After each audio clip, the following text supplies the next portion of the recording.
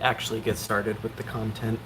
I don't usually schedule my streams. I just kind of shotgun them out there and see what happens. So give people a few minutes to show up.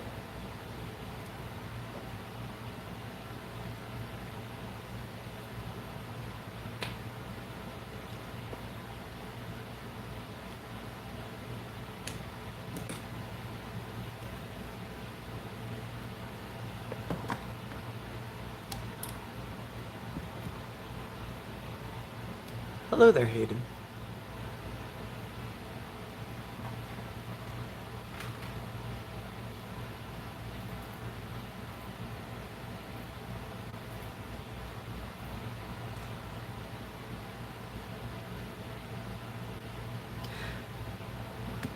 So this is gonna be a long one.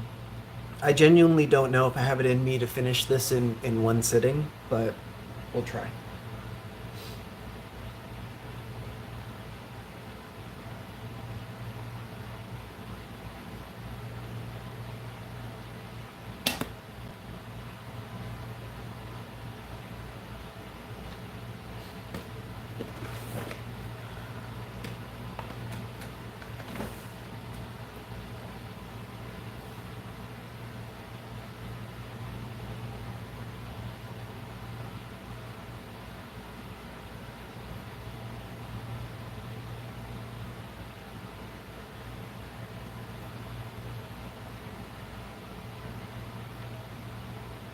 Oh wow, a minute and a half in, already got 17 people. Neat. Hello there, friends. I'll be starting in just a few minutes.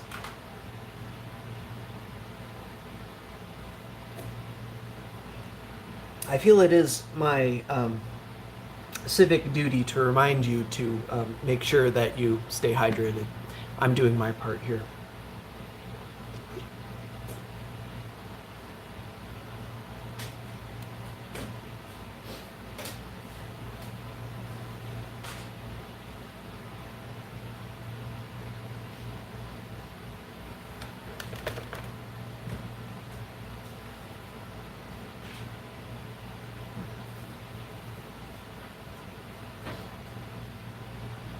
I also have some of these bad boys, but saving them for later.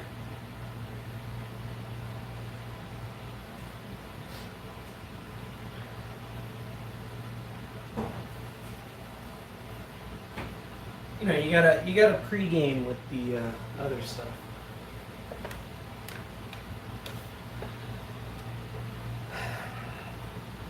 Truly, what is wrong with me? That was a good question. Sorry, I haven't done very many streams. I genuinely don't know when the last time I did a stream was. Let's see, live 2 months ago. Totally meant to do this a while ago, I just didn't. Something, who I am as a person.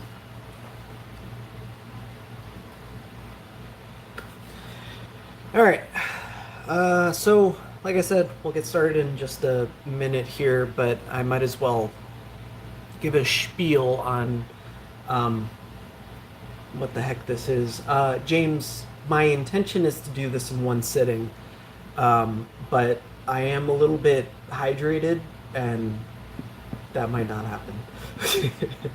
But anyway, so Pocket Color, as the title says, is a Game Boy Color shoved into a Game Boy Pocket housing. As it turns out, I am not the first person to do this mod. I unfortunately found that out a couple months ago when I found a 13-year-old video on YouTube of someone else who had done this. I don't recall if they detailed how they did it, so at the very least, you know, whatever. Doesn't matter. I think it's a neat mod. Why would you do this, you might ask? Because you like the better compatibility of a Game Boy Color, but you like the aesthetic and form factor of a Game Boy Pocket. Does this add any functionality? None whatsoever. In fact, you probably lose functionality depending on how you do this specific mod. If you're like me and you do it how I did this specific one, chances are pretty good you're losing IR functionality. In my specific case, I still have IR functionality. I have tested it. It does work, but whatever. I think that's mostly it. But the biggest thing is you're losing quite a bit of battery capacity. The biggest difference between a Game Boy Pocket and a Game Boy Color, the Game Boy Color has that hump on the back for bigger batteries. The Game Boy Pocket's designed for, AAA batteries, nominal 900 milliamps, whereas AA batteries are nominal 2500 milliamps. So you're losing quite a bit of capacity. But if you don't care about the runtime, and quite frankly I don't, then pretty decent mod. Full disclosure, I have already built one of these things, and this is probably the one that we'll be doing the final build with, just because of how long this takes. Also, I did not check in advance, and unfortunately I do not have the proper batteries on hand. I thought I did, but that's what I get for not checking. So I have 10, 20, 50 cells, whereas the recommended, in my opinion, are the 10, 20, 45 cells, because the 10, 20, 45s actually fit in the battery compartment, whereas the larger 10, 20, 50s, you have to cut the battery compartment to get these things to fit, and I just don't really want to do that, so we'll just leave this hanging out the back and pretend that it fits internally. And oh, I'm glad I noted that. It'll be alright, but we have everything but the battery. This right here is what I'm going to be doing the majority of the work with. It is a MHP30 from Miniware. I don't have a link in the description, but I have a link to my site, which potentially has a link to this thing, but if not, it's an MHP30.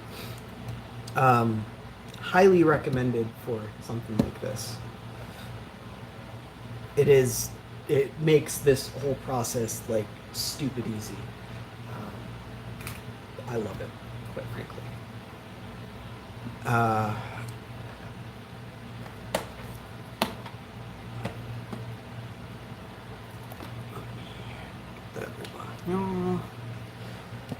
It's plugged in, but it's not hot yet, as you can tell, because I've got to do some prep work here, and I'd prefer not to let this thing sit and heat up with nothing to avoid.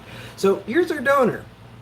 I'm going to be using this limited edition Game Boy Color that I found in my parts bin because, well, quite frankly, it doesn't work, and the easiest way to fix it is to just put a new motherboard in it.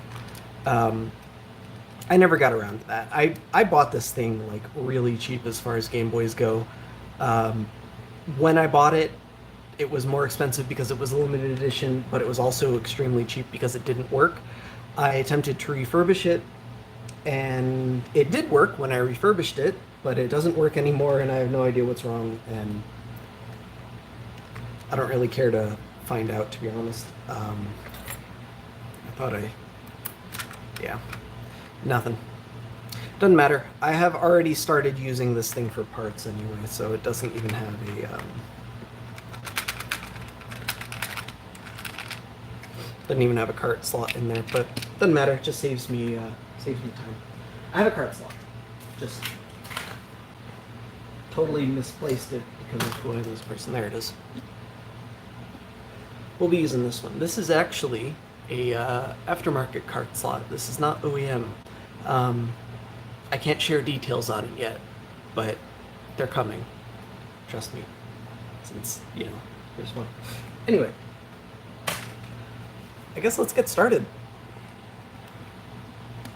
Obviously, the first step is to tear down your Game Boy Color. We need a donor motherboard for one of these things. This is a custom board designed by N64-Freak. I have a link in the description. It is literally just the stock OEM Game Boy Color schematic, but shoved into the Game Boy Pocket outline, which fits totally fine. There's plenty of free space on this thing. Like this portion right here is the entirety of the Game Boy Color, and then this is just like I/O and power generation, and that's it. This thing is as big as it is just because they thought that would be more comfortable in the hand, not because it needs to be this big. If you're using a CPU revision 05, which this particular board is not that, this is an 04. If you're using an 05, you do need some extra parts. I have them linked in the description. The first one I built, this bad boy, I built with an 05, which is why I have those parts linked. I made those notes for myself and then decided might as well put it in the video.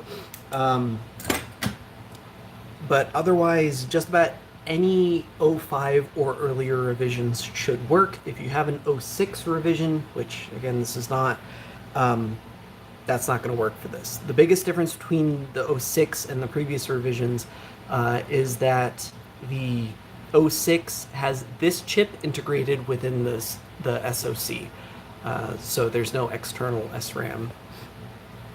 But otherwise, it's largely the same. Unfortunately, the schematic is a little bit different, and those specific revisions aren't quite that common. I highly recommend starting with a Game Boy Color that you know works. That way there's less troubleshooting to be done if it doesn't work when you're done assembling it.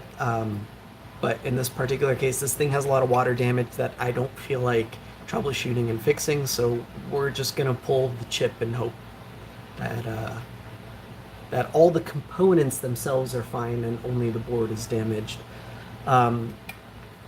James, I am going to be populating all of the components just because that's a little bit easier, but if you're doing an IPS only install, you can omit this chip right here. It's labeled CGB Reg U4 here. This is just a screen regulator for the OEM screen. If you're using an IPS kit, which quite frankly you should for something like this, you can use an OEM screen if you want, but if you're going through the effort, like, why? Anyway, you can omit this and the immediately adjacent capacitors here, as well as, I believe, this one right here, C35. You don't need that. You still want C32 and you still want C38. And on that note, you do not want to salvage these, you want to get new ones. In this specific case, I am going to salvage these only because I replaced them a year ago, so these are largely brand new. But if you're working with an OEM board, these aren't going to be brand new. Don't try salvaging them, just buy new ones. Same thing with the LCD connector. You can salvage it if you want, but you're probably going to have a better time if you just buy new ones and don't expect to salvage that. But anyway, normally we'd start with desoldering the cart slot. I have already done so, but we still need to desolder the link port, volume wheel, all of these through-hole components right here, including the power supply. Will make things significantly easier. And the power LED. And I'm gonna use my tool because this is so much easier than using a solder sucker.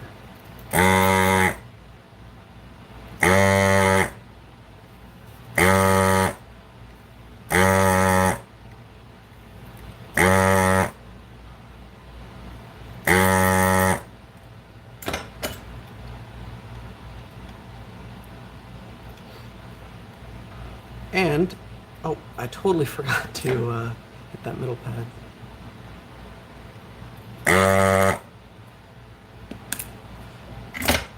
Just like that. Look how easy that is. Love it. What else we got? Let's do the LED.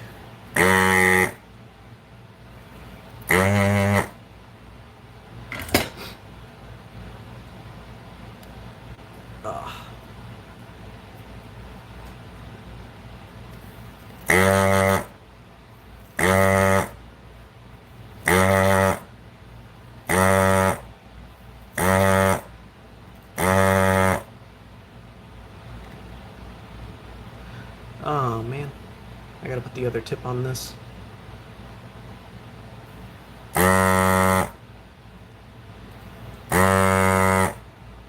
Alright, so for the volume wheel, there are 2 through-hole pads, these 5 surface mount pads, and then on some revisions there are 2 surface mount pads underneath the wheel itself.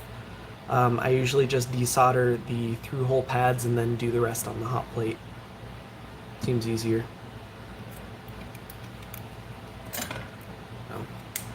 Let me just switch tips.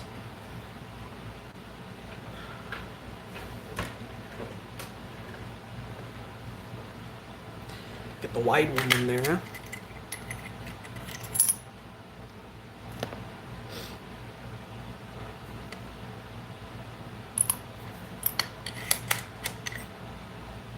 Ta-da!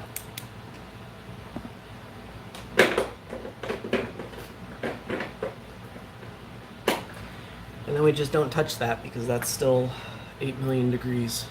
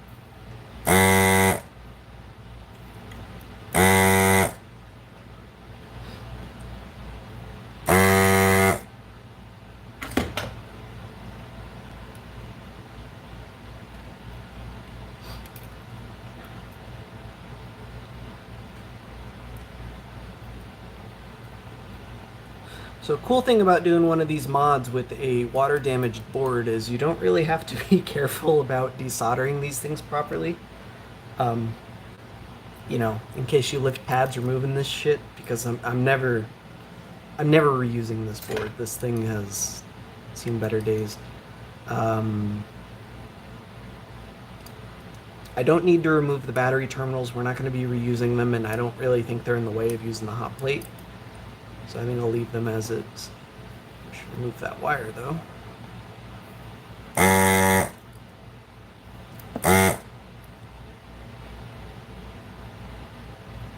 think that's about it.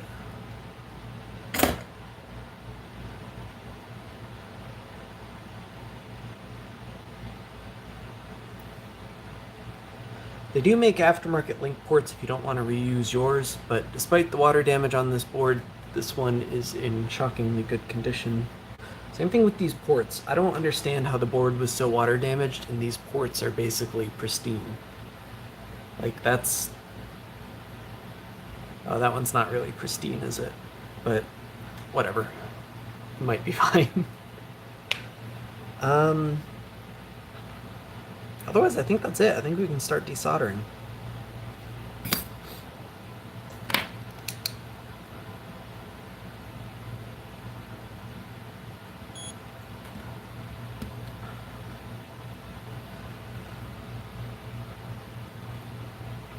Oh, I didn't actually remove the LED. I desoldered it, but I just left it there.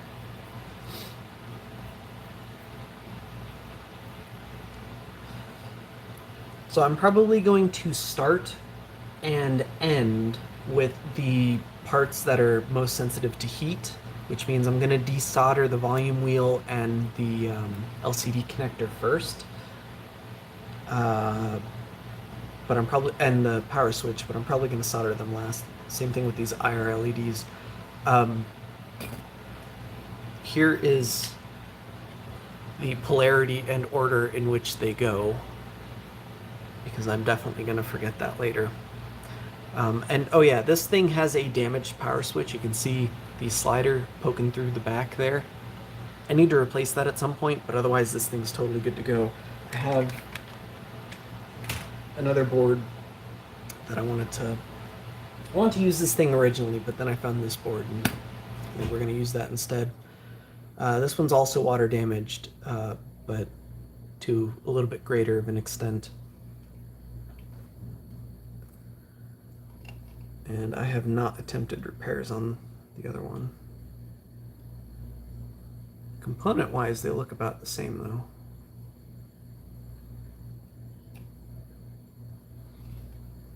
One of the things I'm looking at are the inductors down by the link port, and the filters are down by the headphone jack, and the filters down by the link port.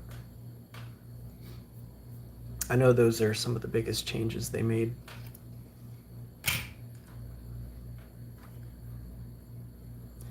All right, noise import.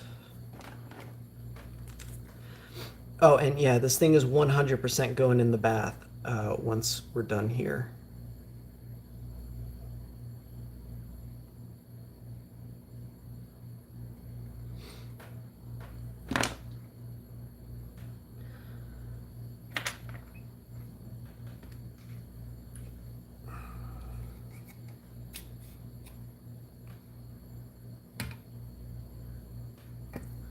We'll start with that.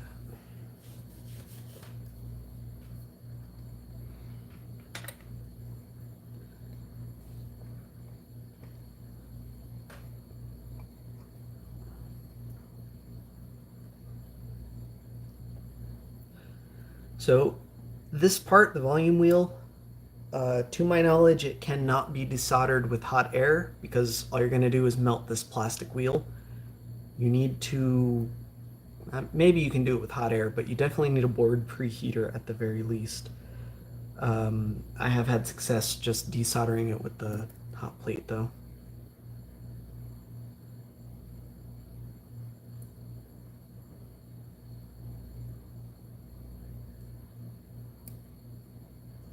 And again, best thing about using a water damage board is you can be as rough as you want, because who cares? Right?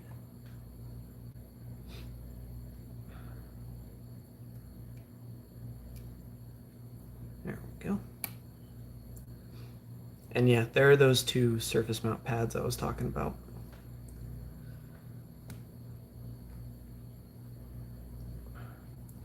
Same thing with this headphone jack. If you hit it from the top with hot air, or headphone jack, holy cow. Screen connector. If you hit it from the top with hot air, it just melts this thing. I have seen some people use hot air from the bottom of the board. That should be fine. I think that might work with this thing, though be careful of the hot air that comes around the side.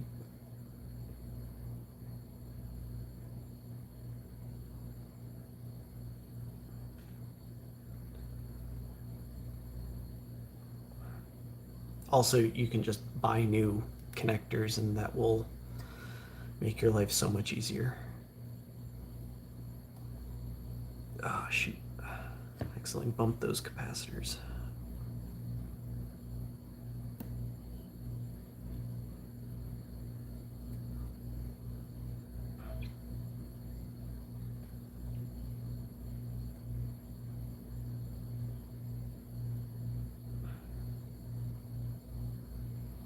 Do we have all sides melted yet? Yeah. See? Just like that. Easy peasy. And then we'll do the power switch.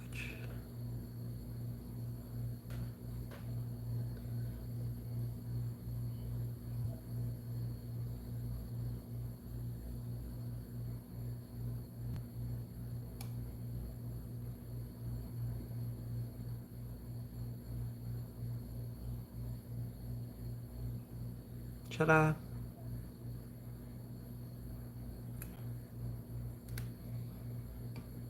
Might as well do the LEDs next while I'm here.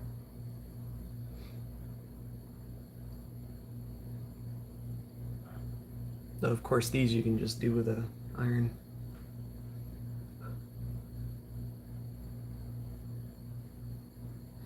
Hey, HDR, these ones are the titanium ones.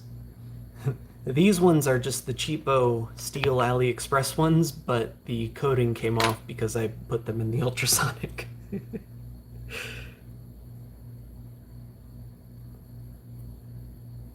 lot of extra solder on that one.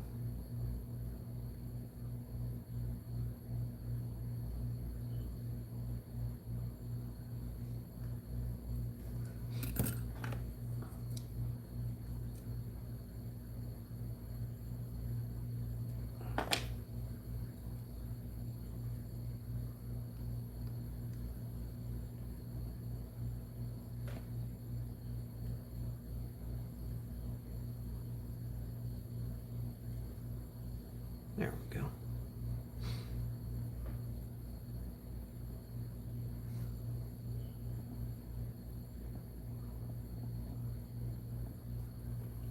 Cool. Now I think we're good to go for the big parts.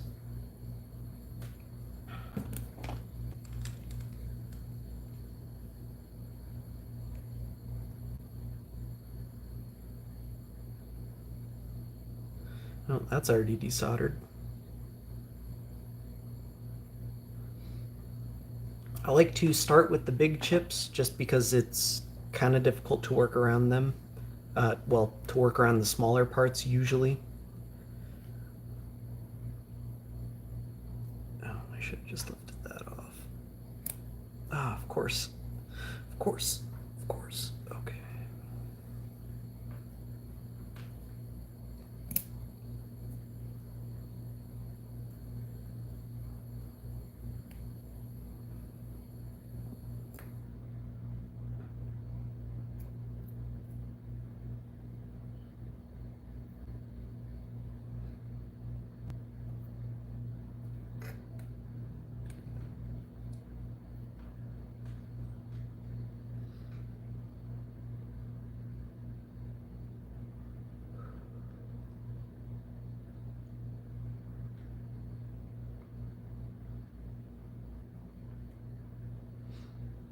Oh, sorry, I haven't been keeping up with chat as well as I intended to. Let me get this part. It's floating on the flux. Come on.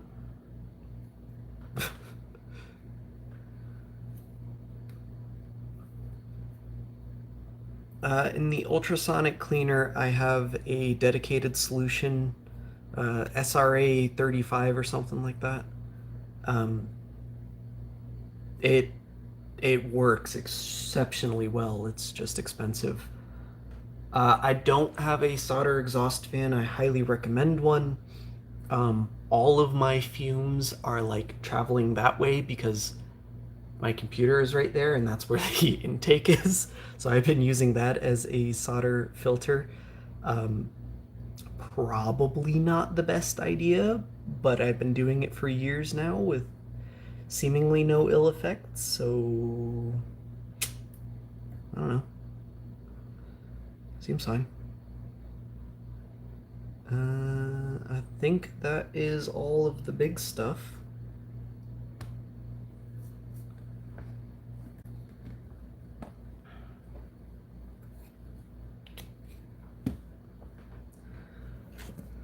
Oh god, I hope I have solder paste. Is this it? Yeah, that's regular solder paste.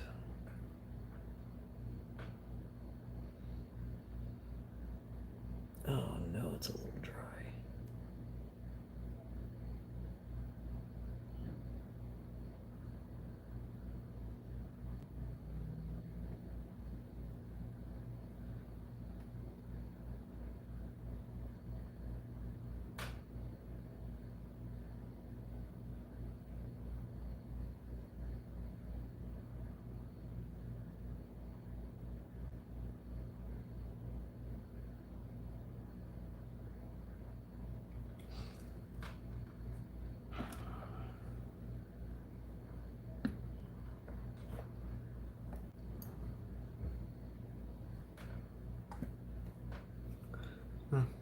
I will start with the LCD regulator that we're almost definitely not going to be using.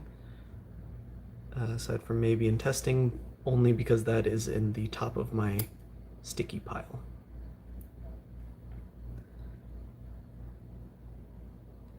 I think that's right.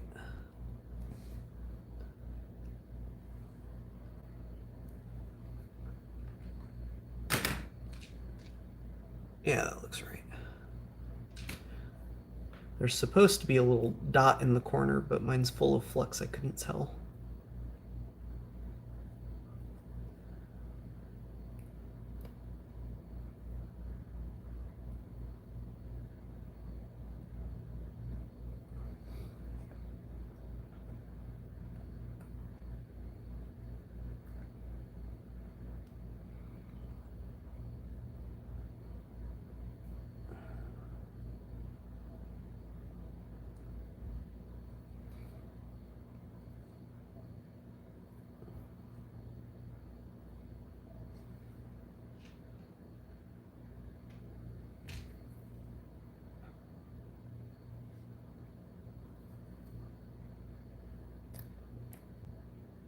Oh, shoot. Okay. Thought I just bent some pins by accident.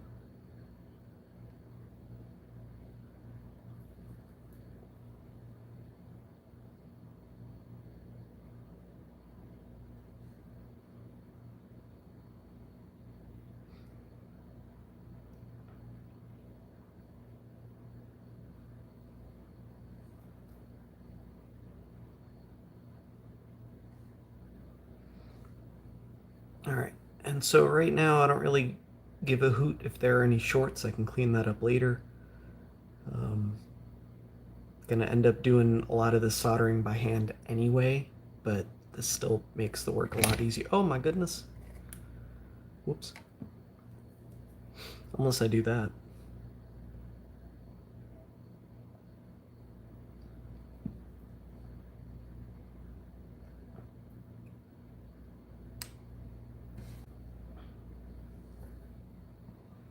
Shoot, someone asked a question. I totally forgot to.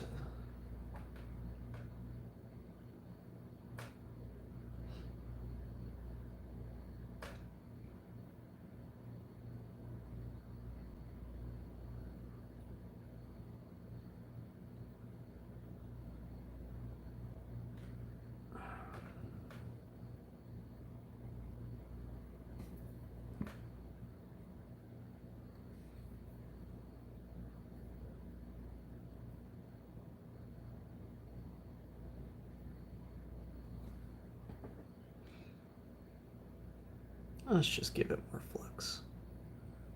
Board-like flux.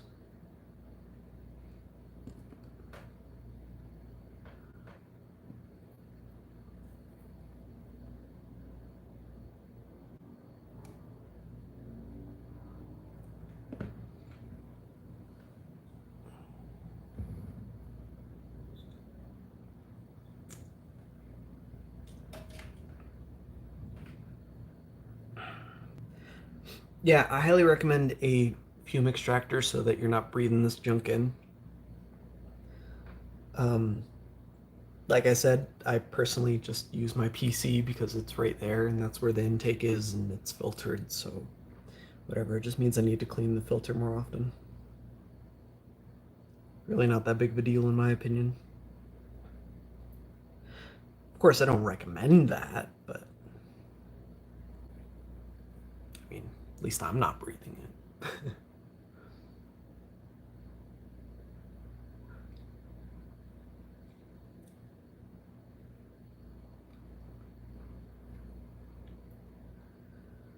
Come on, why isn't that melting?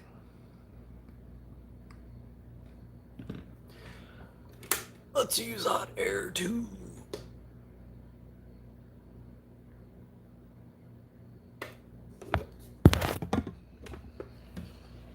Oh, by the time I get the hot air out, it melts. Okay. Just kidding.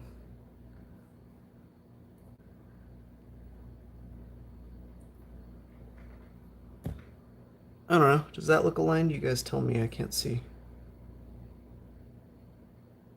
Does not look aligned. Looks very not aligned.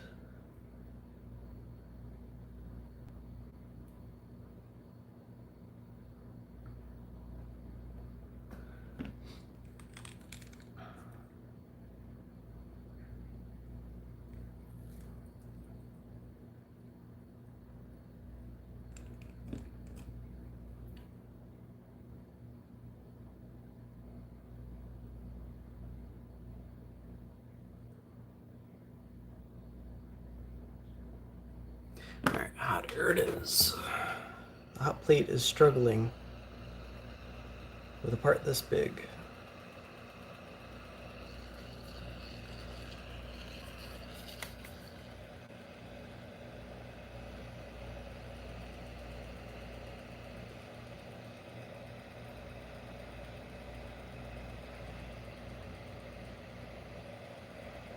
I swear I've done one of these before, despite what it looks like.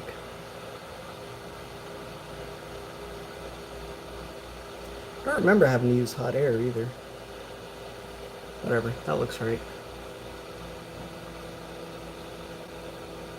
Yeah, there you go. Nice and aligned.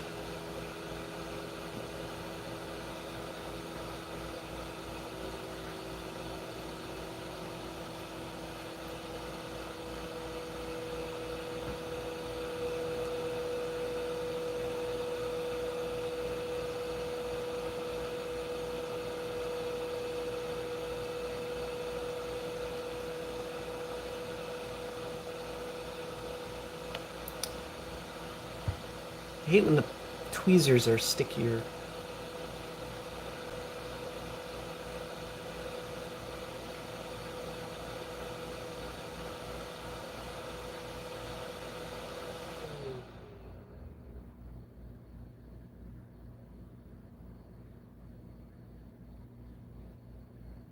Man, these chips are so hard to kill.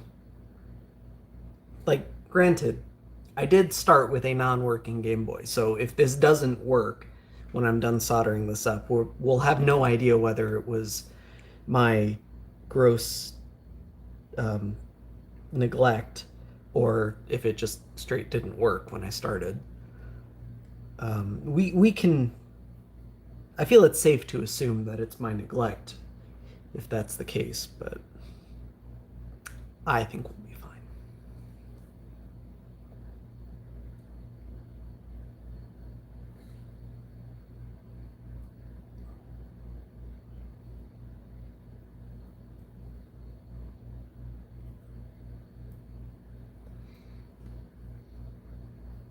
And just like that, all of the important chips are. Oh no! Just like that, one of them came unsoldered.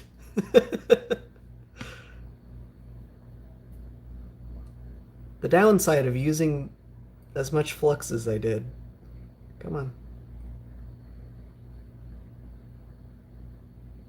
Stay.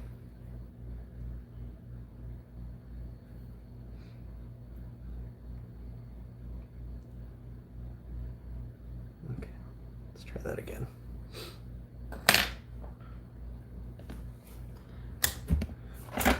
Oh god, I left that on.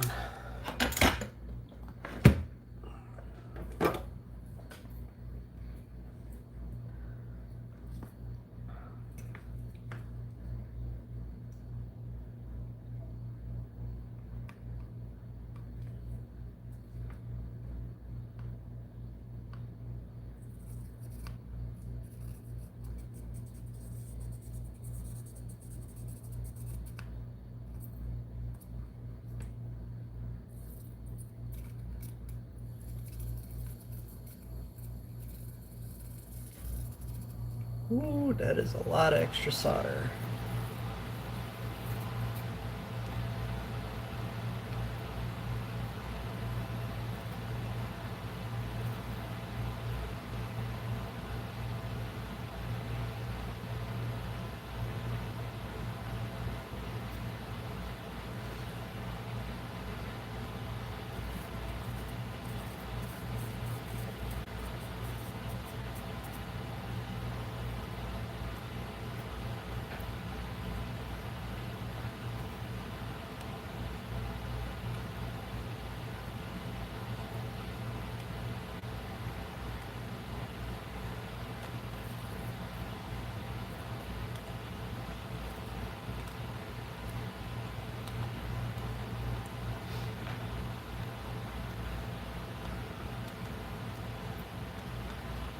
Well, at least I don't have that many shorts to clean up.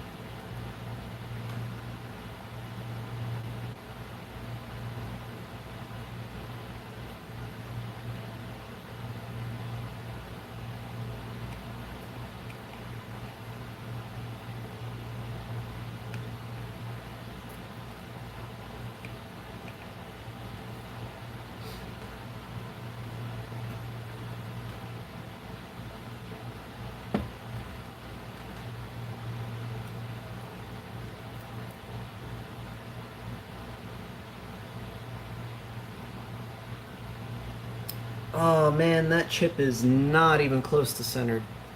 I just realized it's off by one pin in the Y direction. Damn. Oh well.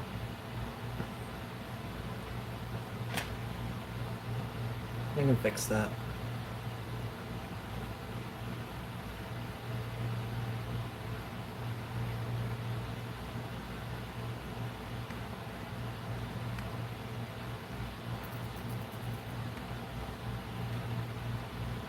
Is that all the shorts?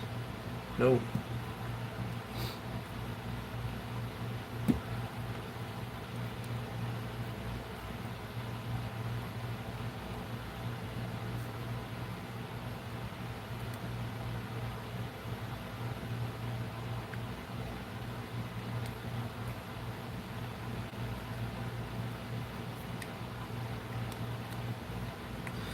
Whatever, I'm gonna have to run that again anyhow.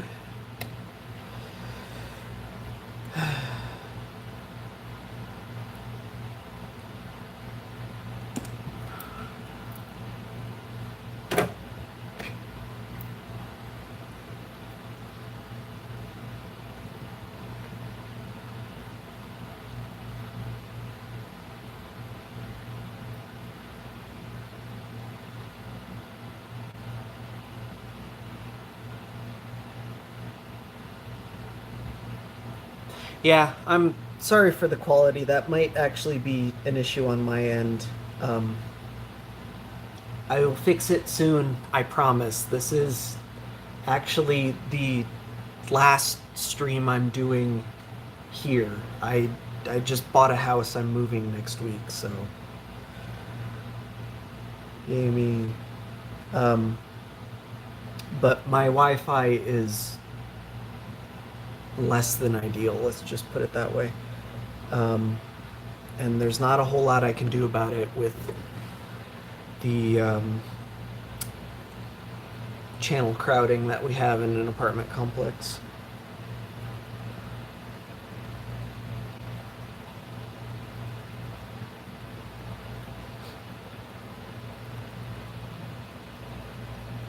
I was gonna say it's probably gonna be my last stream for a while, but I mean, like I said, I this is my first stream in like 2 months, and the only reason I haven't streamed in these last 2 months is I just haven't gotten around to it.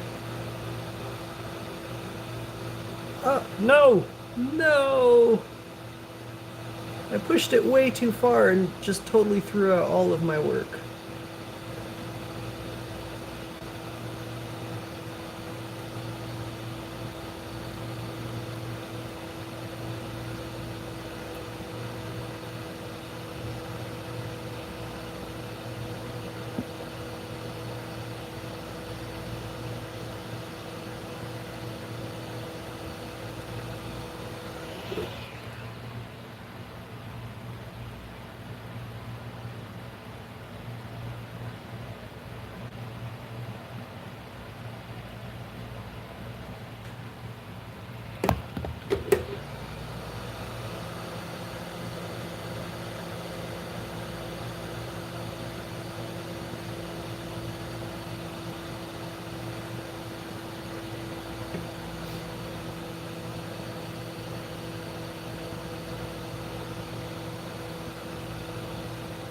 I hate when that happens.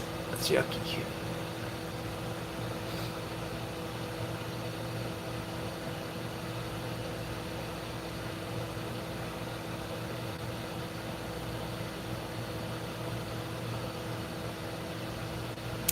Come on, man.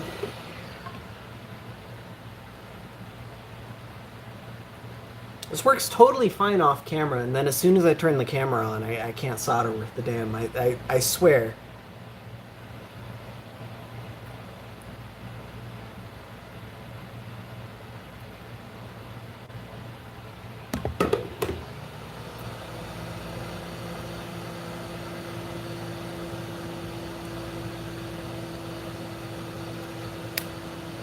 Ooh.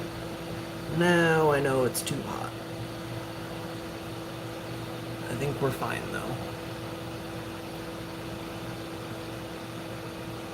chip is, at the very least, centered and aligned.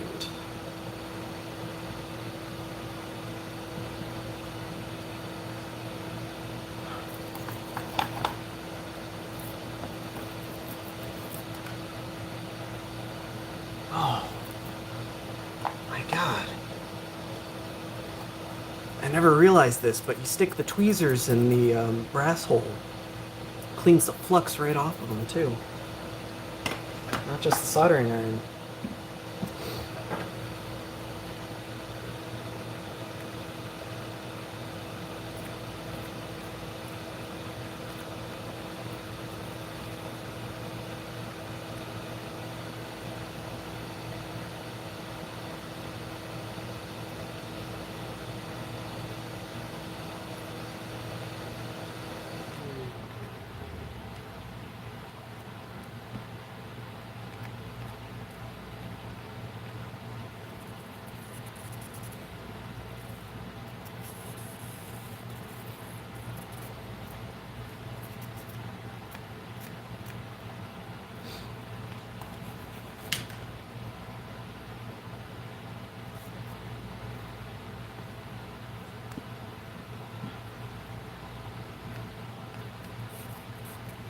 I'm trying my best not to set my palm on this thing. I've done it before. I really don't want to do it again.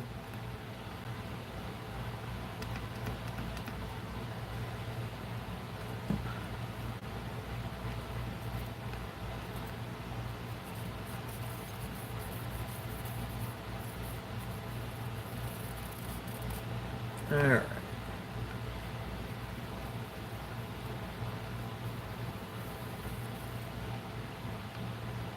The alignment kind of sucks on that bottom edge, but the soldering itself seems fine, so screw it, we'll go with it. I don't see any shorts on the other parts either. Cool. So now it is it's the easy part, just kind of mind-numbing. Ooh, someone's PMing me. I gotta check that. Thanks, HDR. I'll have you know that I muted Discord. I muted Discord before I even started the stream.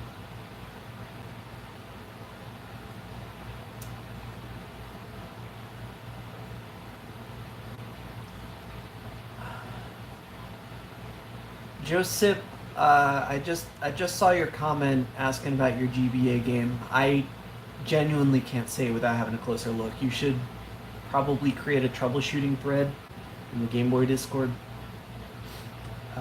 with pictures.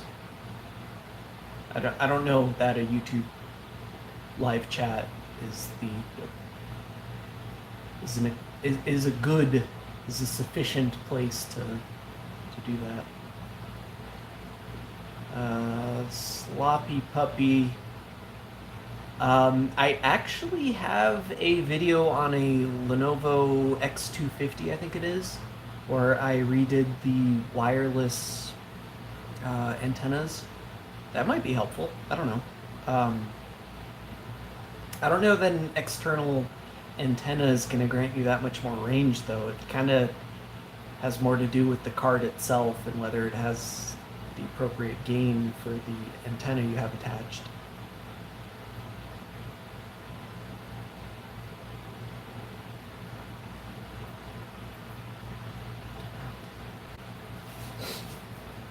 All right.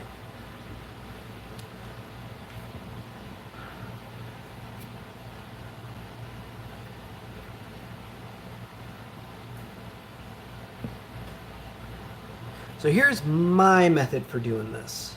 There are other methods, but this one is mine. I'm gonna put some solder paste on every single pad in this area, give or take.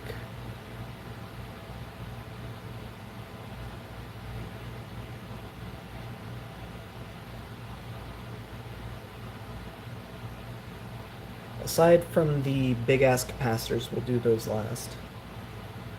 And obviously the through-hole parts will do last. probably do after the capacitors.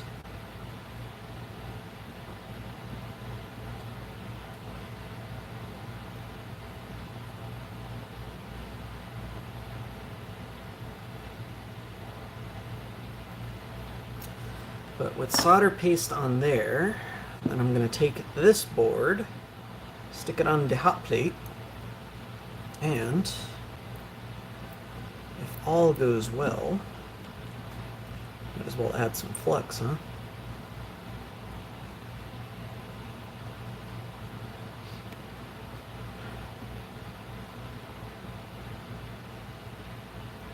I could just lift the parts and move them over. There are many methods, but this one is mine.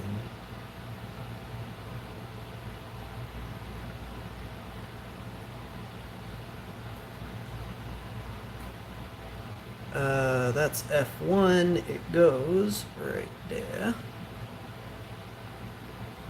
It's EM6. It goes exactly where I accidentally dropped it. How convenient. That was F2. Goes right there. EM7 goes right there. VR2 goes right there. D2, make sure you get the orientation correct. Goes right there. R20 goes right there. EM3 is right there. This we're not reusing. EM4 is right there. EM2 goes right there. C30, I forgot to put solder paste down for. EM8 goes right there. EM10 goes right there. EM1.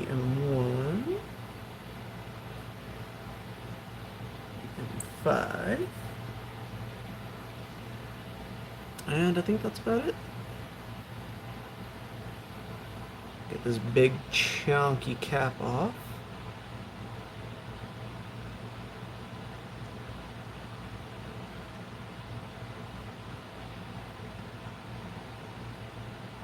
Maybe. It helps if it's flat against the hot plate, huh? These PCB vices are not the exact same height as the hot plate, unfortunately. They're a little bit shorter. It's close enough that you can usually just kind of press down with the tweezers, but not quite. So 47.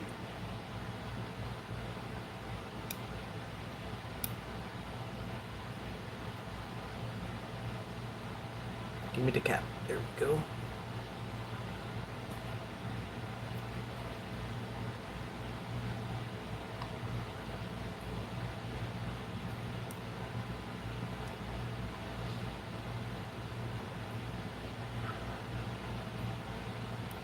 These two capacitors are shockingly important.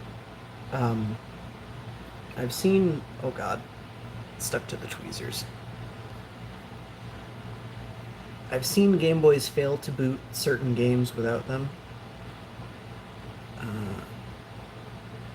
And the traditional pocket color methods kind of ignore those two caps unless you bodge it in after the fact.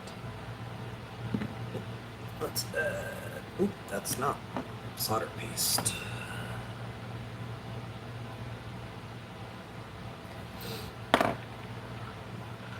But ain't too bad.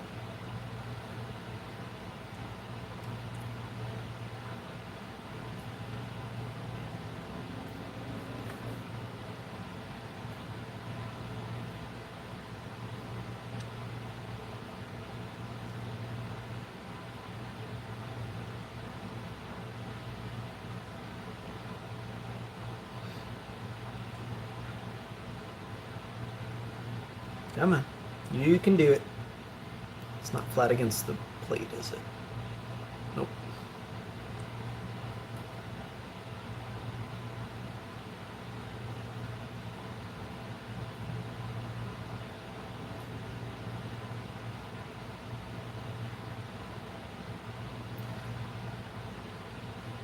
Look at that. Everything just pulls into place, straightens out, except for this diode.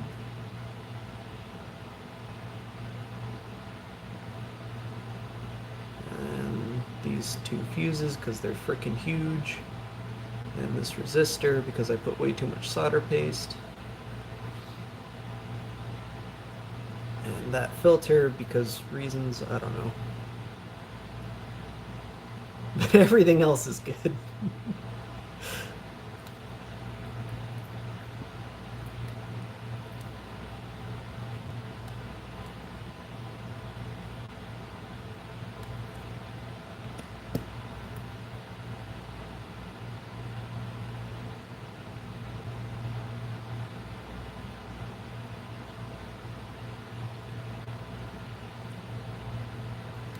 A little bit too much solder on some of these, but whatever.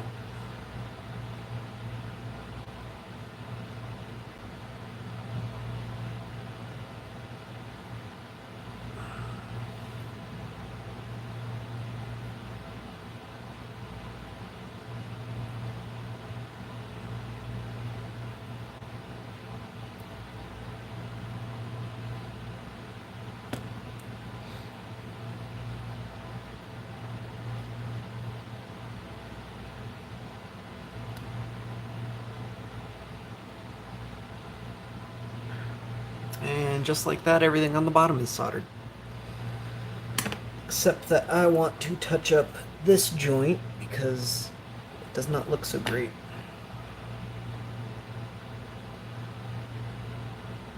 Oh, that fuse is only soldered on the one side.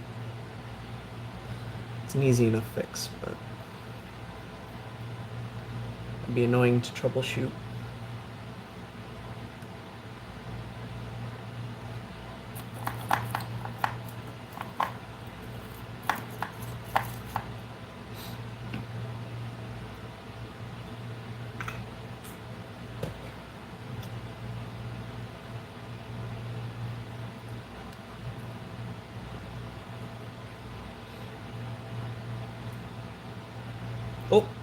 Oh, that was the opposite of what I wanted to do.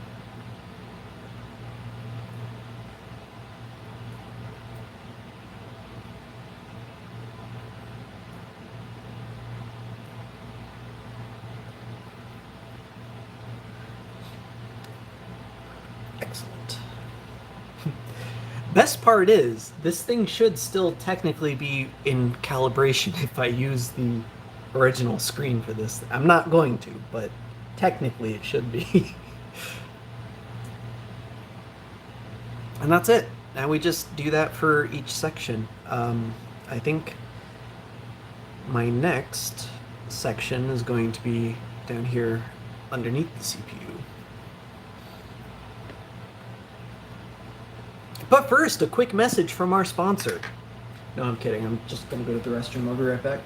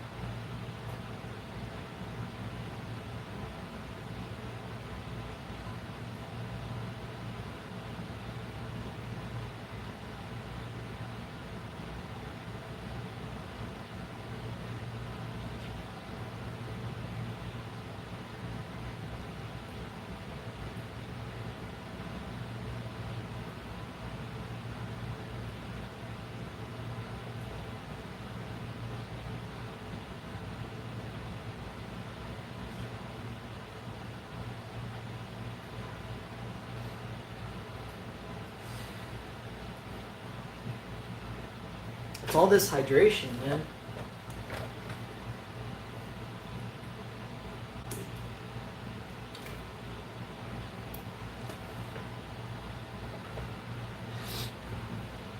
No, see, Cody, I purposefully shut the door. I don't normally shut the door except for when I'm streaming. Okay, let's do this part next. Perks of living by myself, I guess. Oh, wait. I gotta do the solder paste.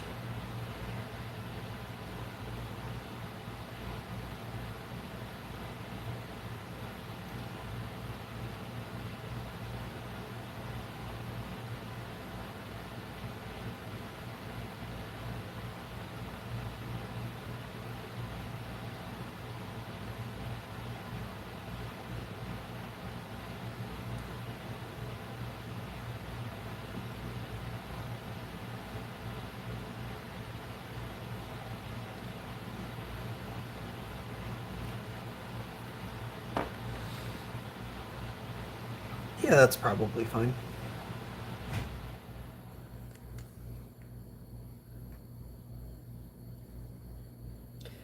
I'm excited to not have to deal with that loud ass AC.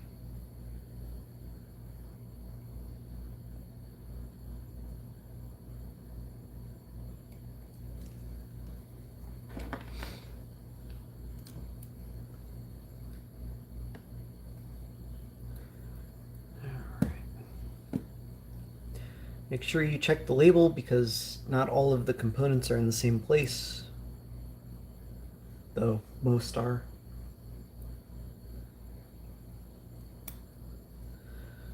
With exception to R24/R23, which we'll find at some point, all of the labels should be the same, though.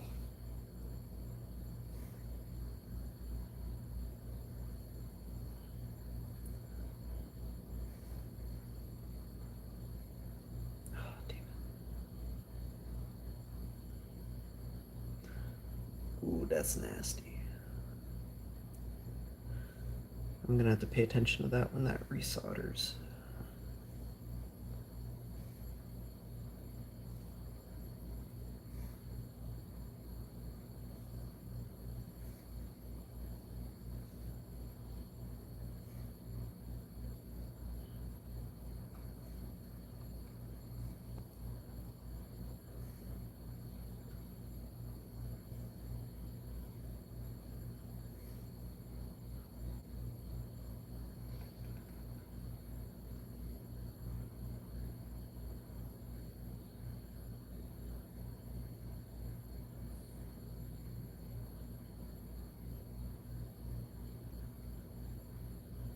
Good lord.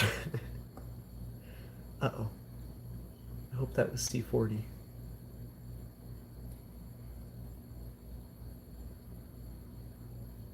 We're gonna assume that was C40. It's probably C40.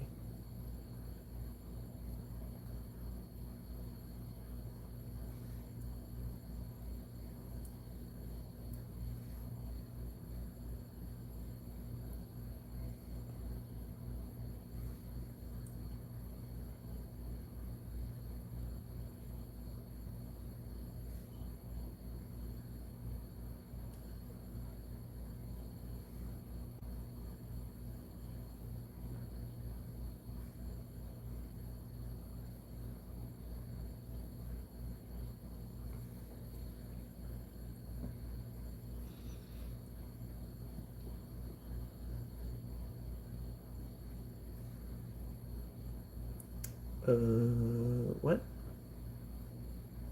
Uh-oh. I need to double check that. 6. C16.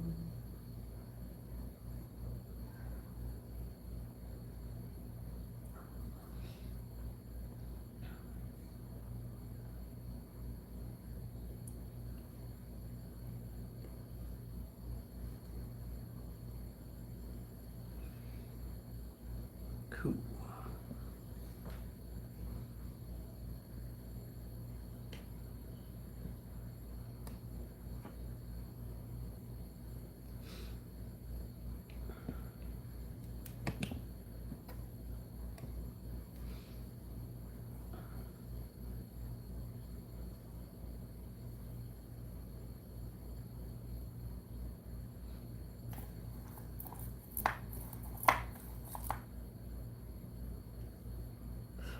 Oh no.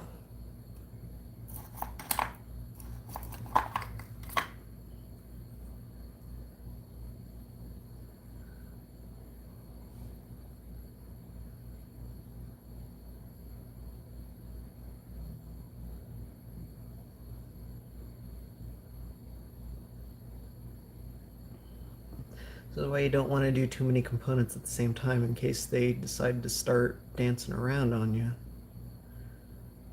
You don't want to have to try and play guess and check as far as which component they go to. Okay. Oops.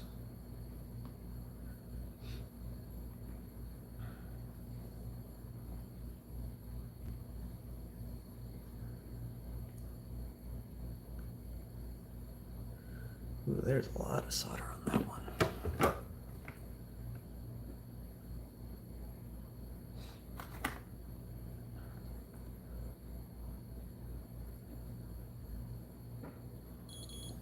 Uh-oh.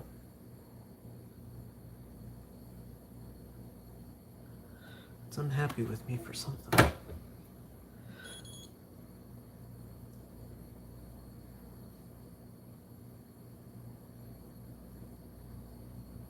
All right.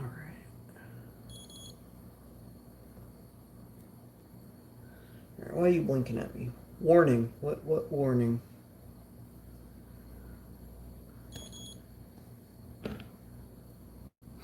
Maybe it's an over temp warning. Let it cool down for a few minutes.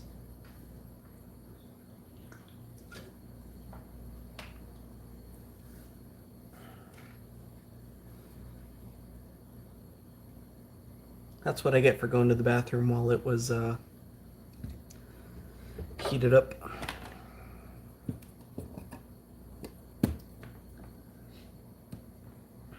Oh well, plenty to clean up.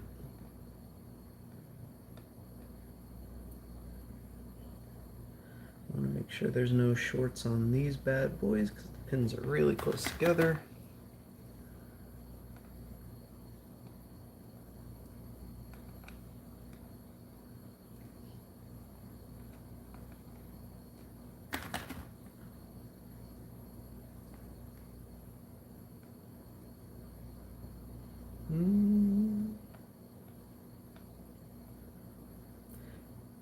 Otherwise, I think we're good to go.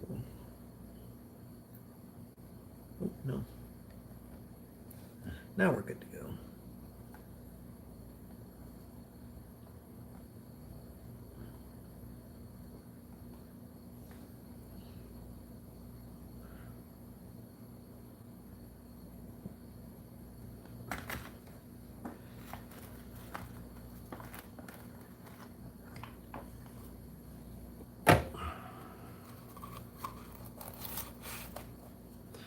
Brass hole's coming apart.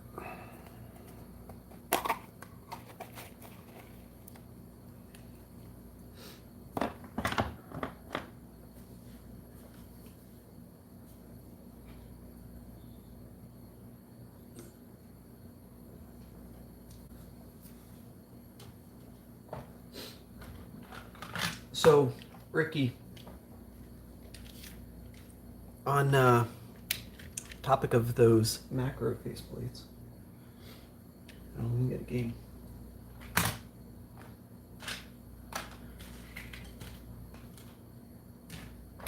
How do I not have a GBA game on? Oh, there's one.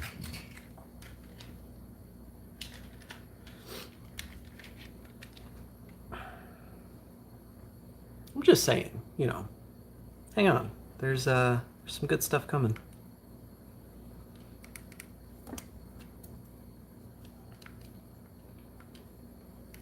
I don't think this thing has a speaker in it.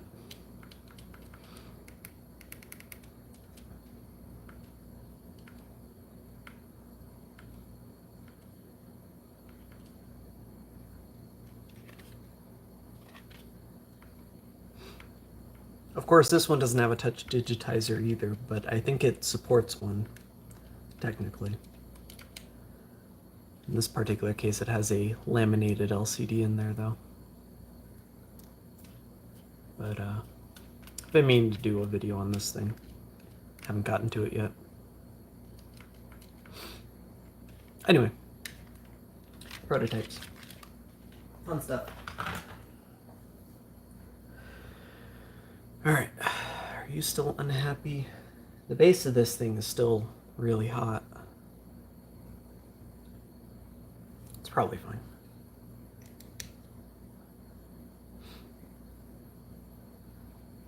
Ah, damn it. I hit the button too soon and it went into firmware update mode. There we go.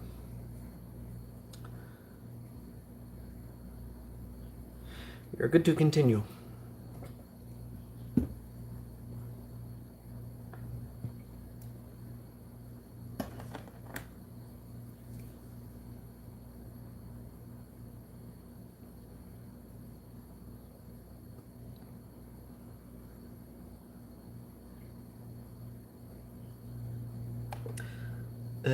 C45 is unpopulated. That's the one directly below the crystal, but I'm sorry, C46 is unpopulated. That's the one directly below the crystal.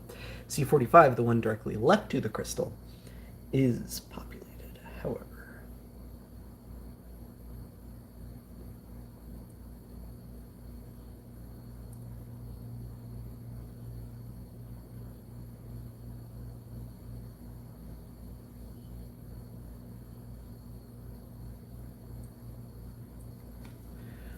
I think that should be plenty.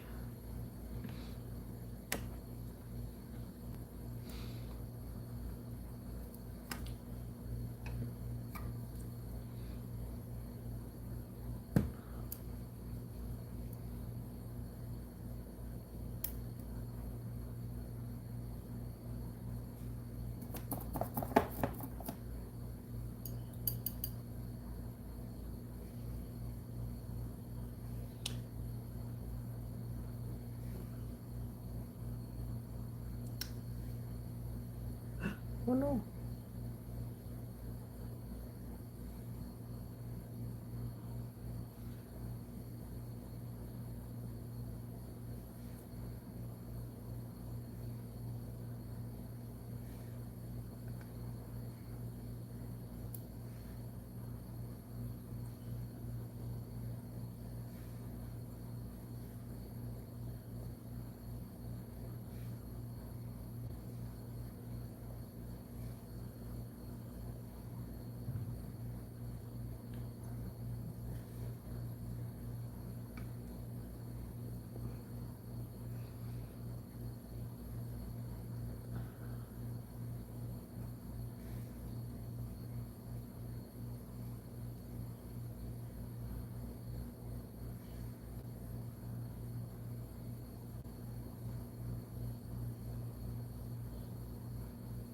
Oh, I totally meant to show this off in the beginning.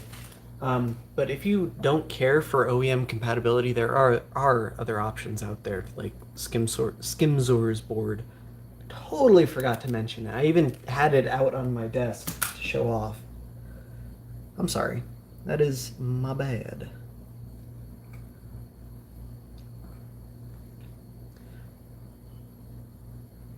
If you don't care about using an OEM screen, which quite frankly, you know, you shouldn't, especially for a mod like this, then Skimzor's board is probably the way to go.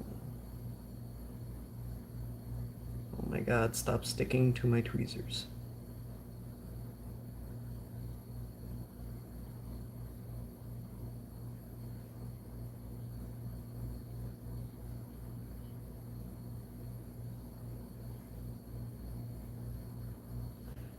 I gotta put the part down before the tweezers cool down too much.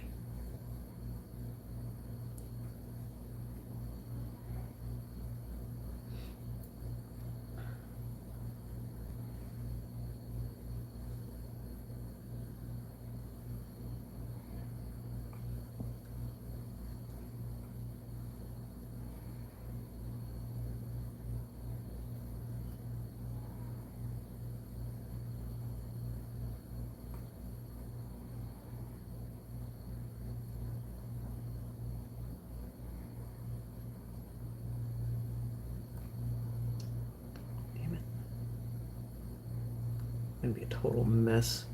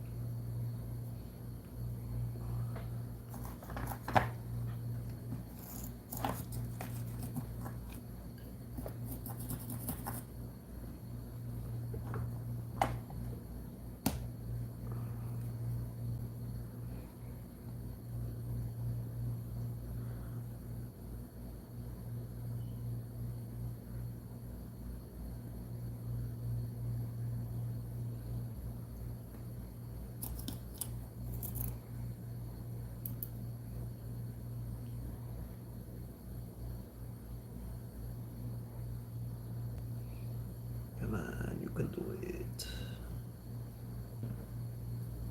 A little bit more. A little bit more.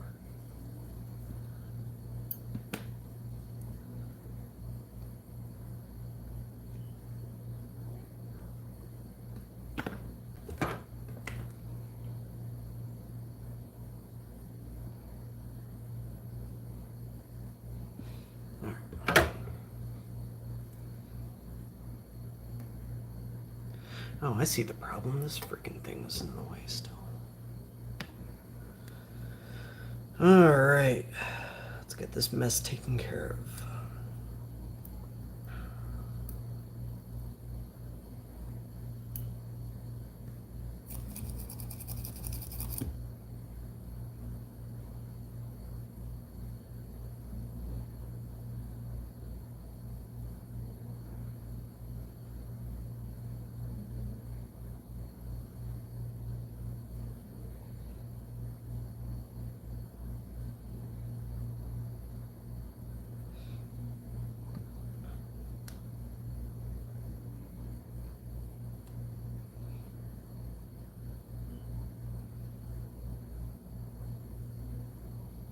This cap right here is the worst one, because if you need to touch this area up, it's kind of a pain in the ass to get an iron in there.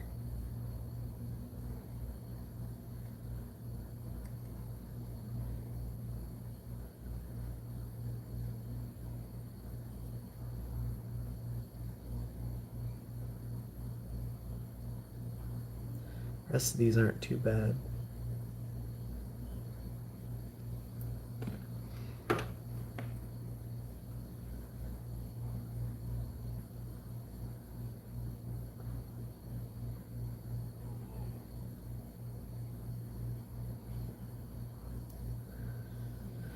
I like just tapping some of the pads with my iron while they're nice and heated up because it just absorbs the extra solder. It's great.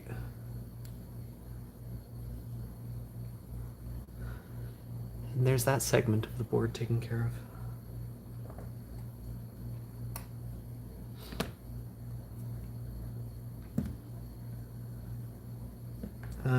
Now I guess what's there? What do we even have left? A few parts over here. The hard part.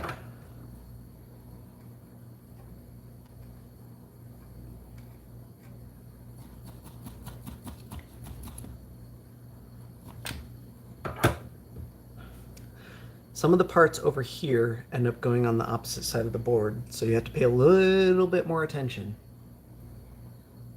And with how hydrated I am, I don't want to do that, but I kind of have to.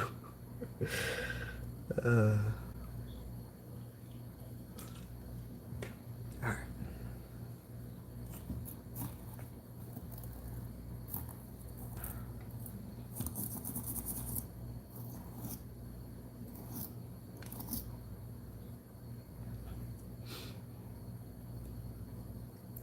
So all these components on top of the CPU, those are in the exact same place. Then we have R6, C20, those are the same.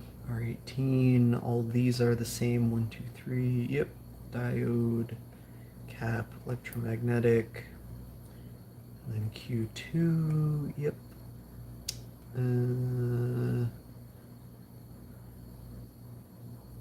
That's weird. RR312. I don't recall seeing that before. RR312. Q4, nope. Q3. So this transistor all the way at the top right goes all the way on the top left of this board. Q3, oh, and Q4. Okay. Let's do these components. Q3, Q4, C42, R24,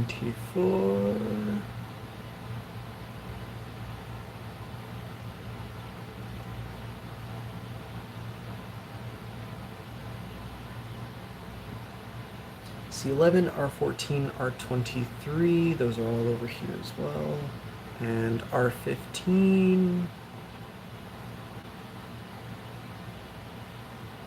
I don't see it.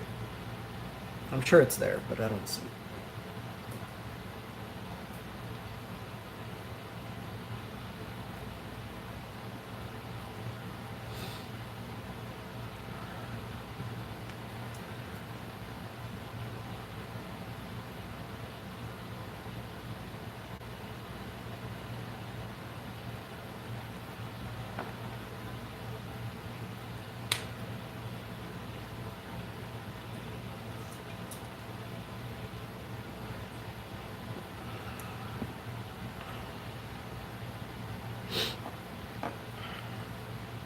Alright, help me out here. I'm feeling a little bit inept. Oh, there's components up here I missed. Those go to the left. Okay, that's fine. Let's start here, and I'm sure I can get the rest as we go.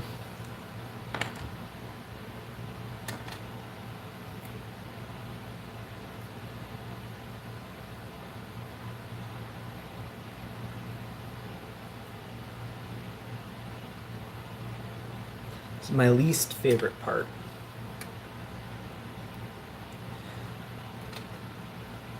Literally because it requires using my brain. Why is there no R1? Scusi?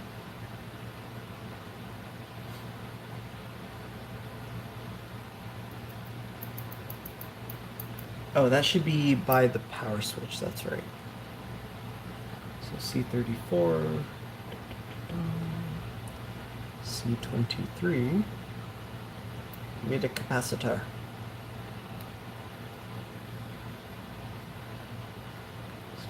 C23.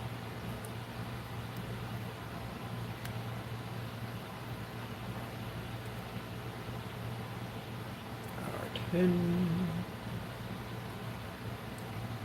R9. C3.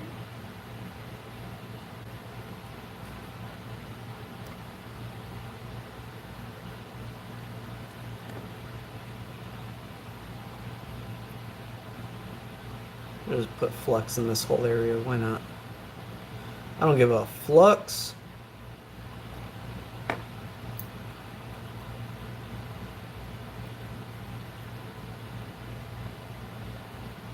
Three, give me that Q4.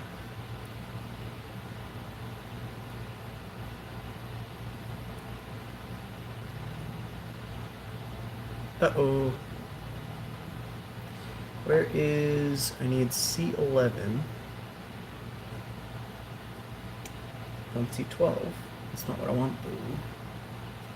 Okay, I'll come back to that. I'll do these top ones.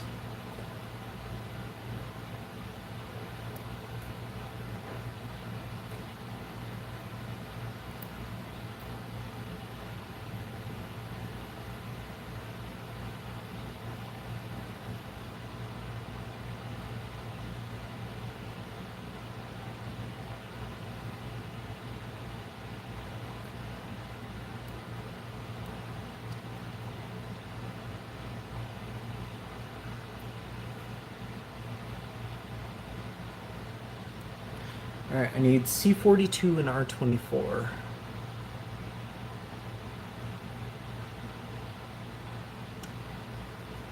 There's C42.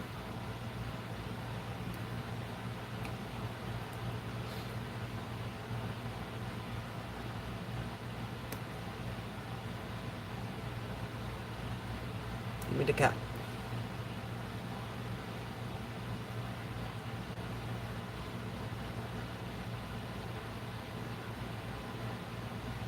Presumably the resistor is right next to it, but that one is labeled R15.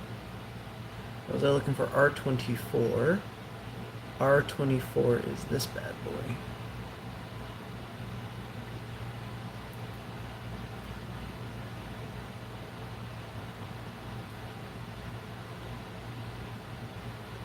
Oh my god.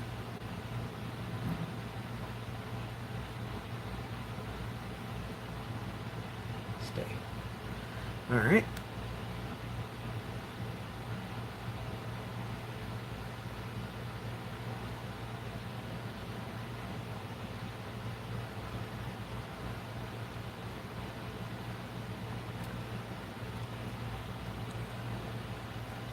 So it is occurring to me. In the description I put that R23 equals R24. This specific board has both an R23 and an R24. The revision 5 boards do not have a R23, but instead they have an R24, which you use for R23 on this board. So that comment only applies to revision 05 boards.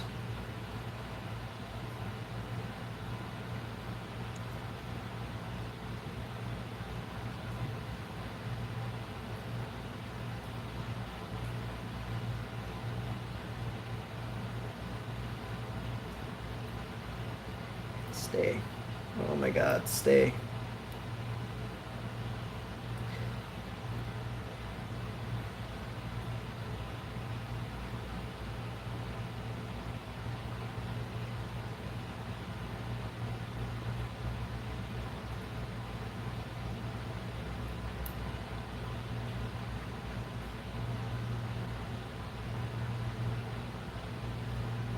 Oh my god.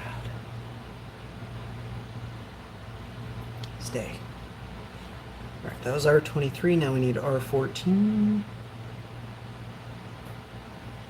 R14 is this bad boy right in the middle of that cluster.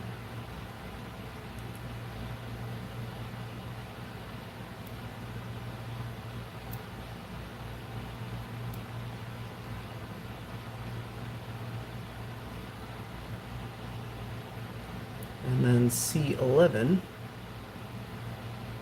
which is right next to it.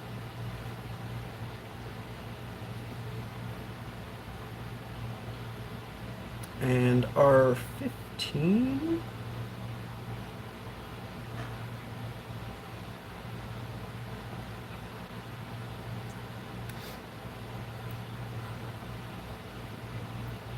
which is right there. And that's it for now. I'm gonna solder these down.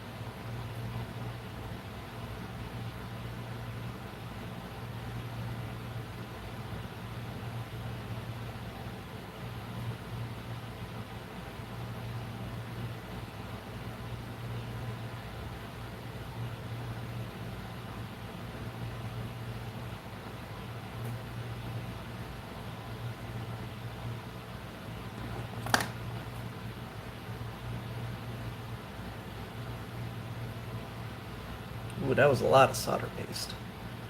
Oh well.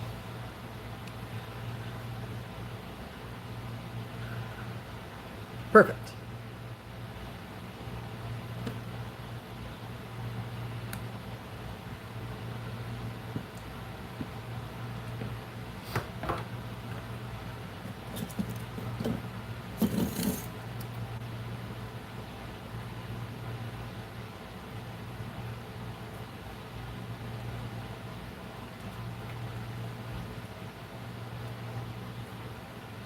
Gotta touch up the transistors a little bit.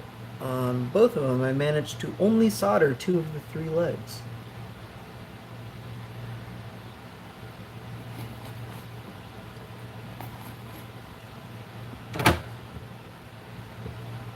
Excellent.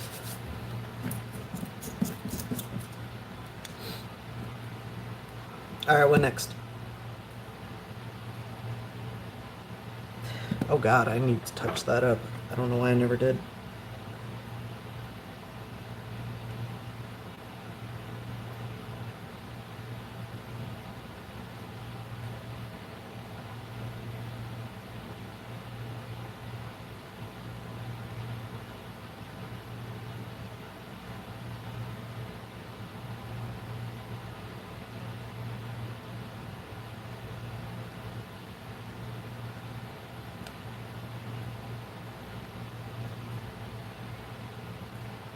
Almost done.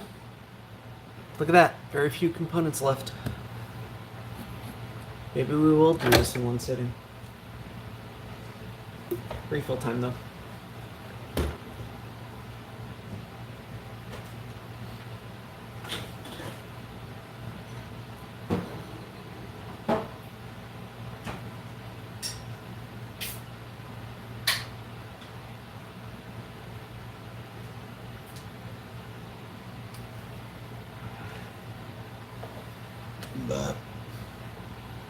Scusi.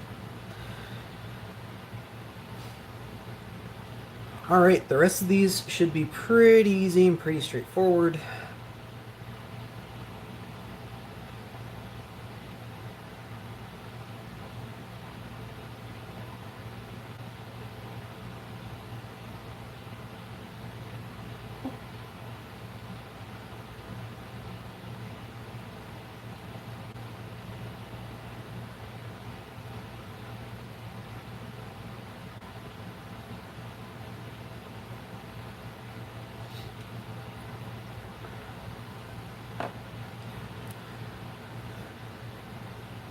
And then we've just got the sensitive components to deal with.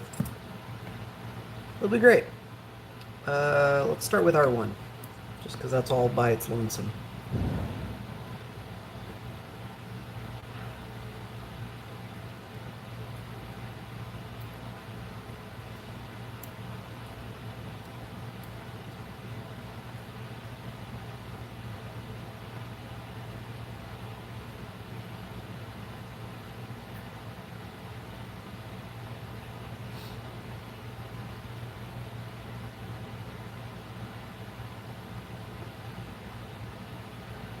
Alright, so this part is Q2. This one, I'm guessing, is Q1. It looks like the labels are at the top there. Probably. Oh! That was dangerous. Damn sticky tweezers.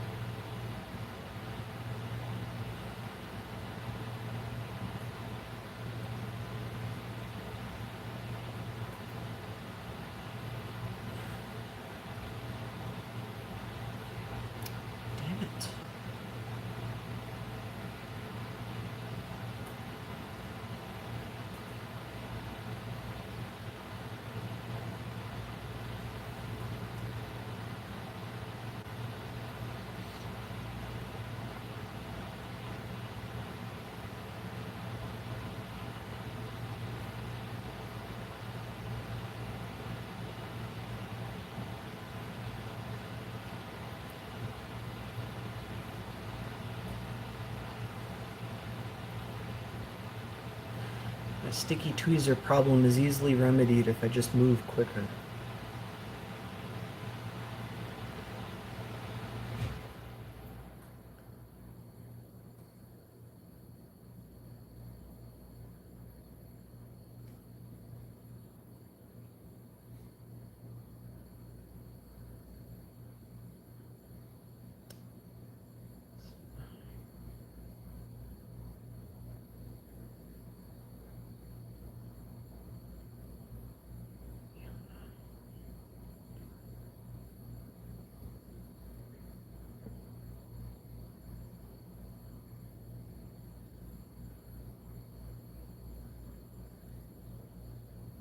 That's it.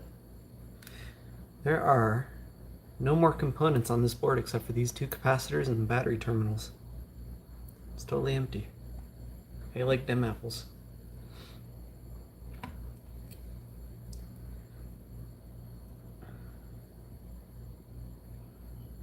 Oh shit. I just picked up two capacitors at the same time. I'm fairly certain they're still in the proper order. Don't do that.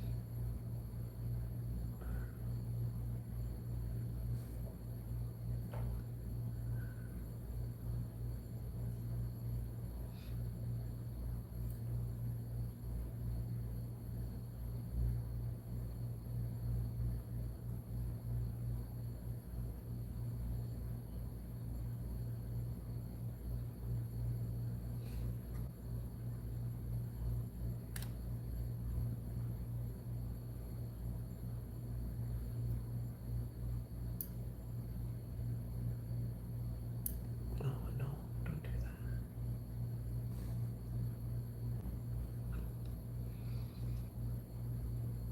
Ta-da! Everything's soldered, except for all the components still strewn about my desk.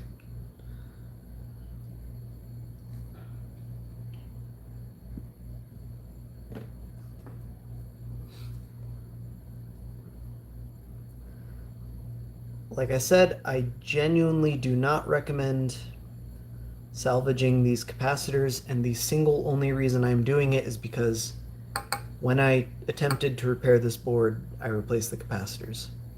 So I know these are relatively new.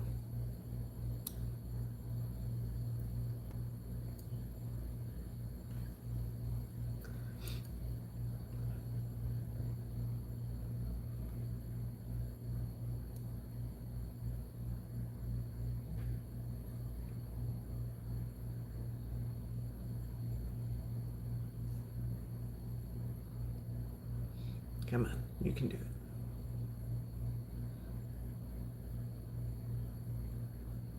There's one side, where's the other? There it is.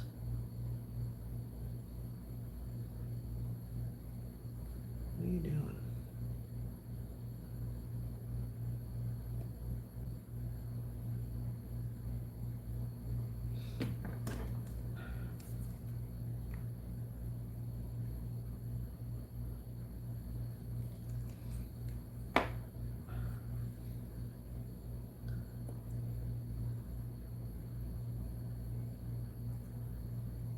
Come on, you can do it. Both sides. Let's go.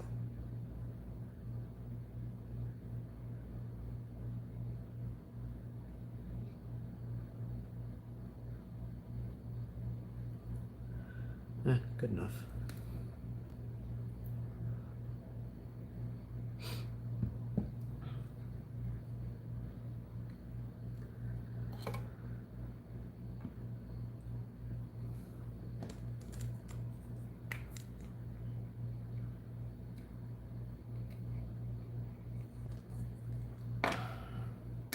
Again, you do not need this top cap at all if you're not using the OEM screen.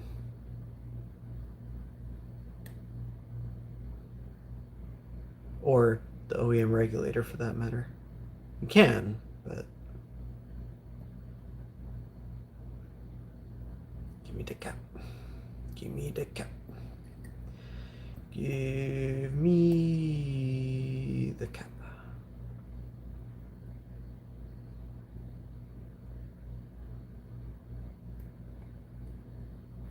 Oops.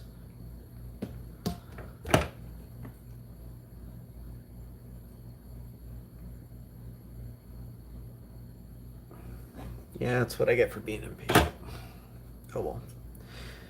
Who gives a hoot about that pad?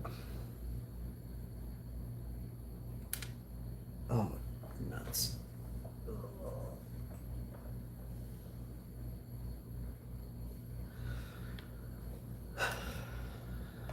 I only dropped it a little bit.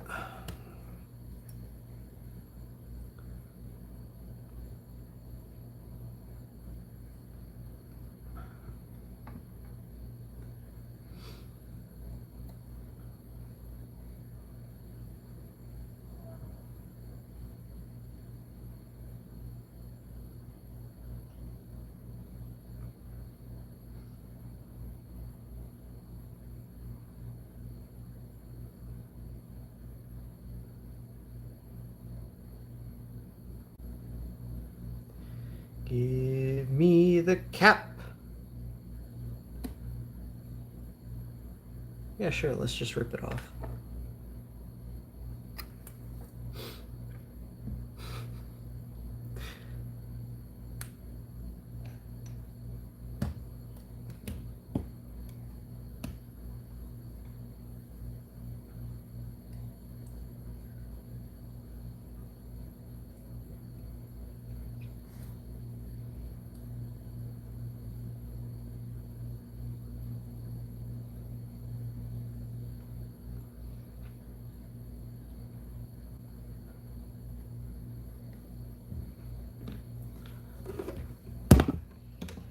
Sorry.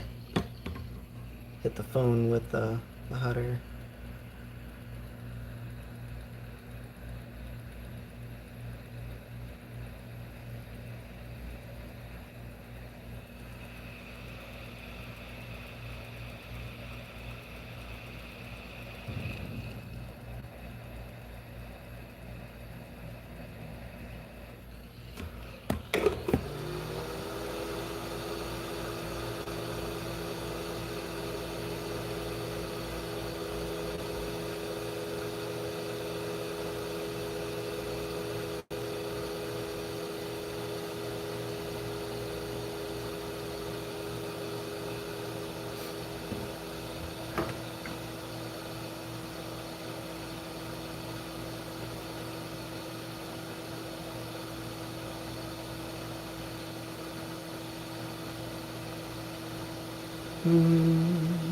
Suppose we should do the LCD connector now.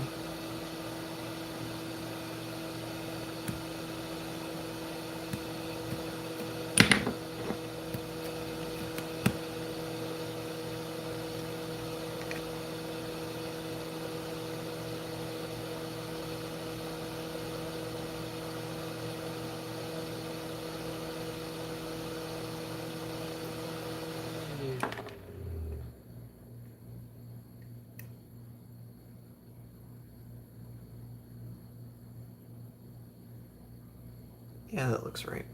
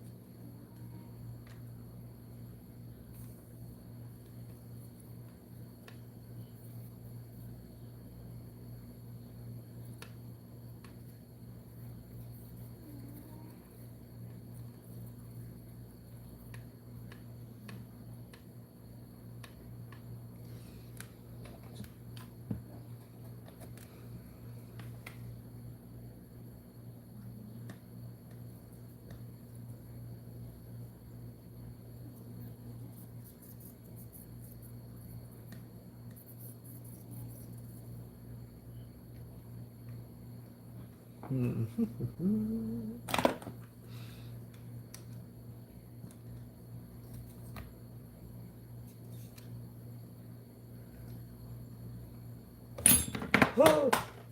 Okay. Oops.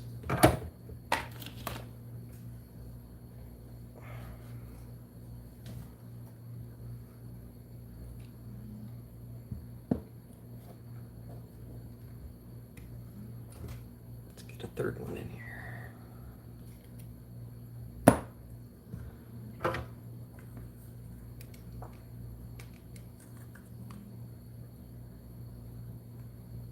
We're not done with this, not yet. I've still got 2 more parts I need it for.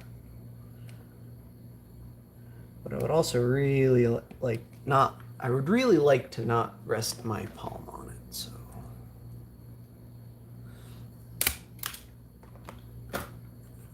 There's that.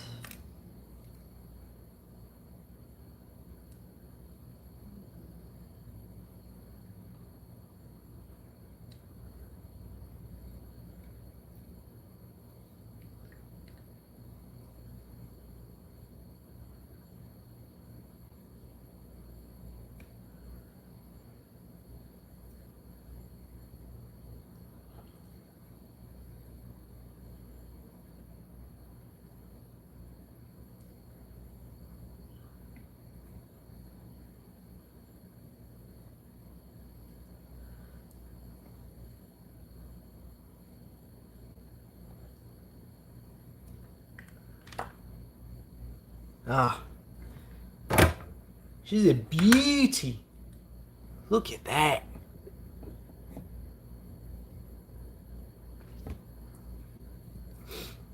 I don't mind the floor fuzz.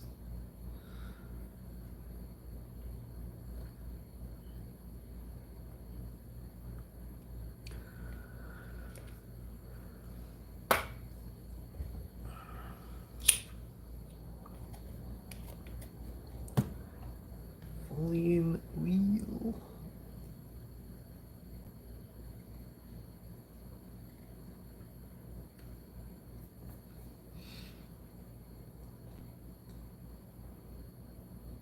I don't think I actually need this for anything aside from the power switch. This, I mean.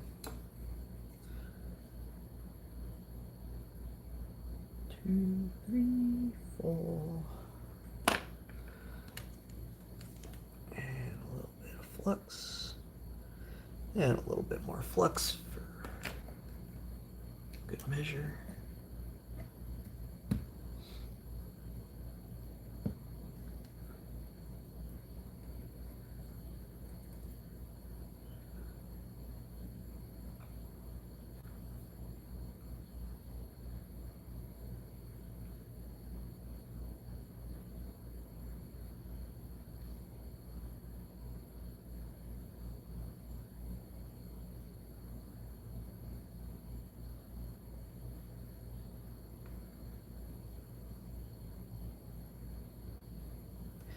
Come on, you can do it. One more pad.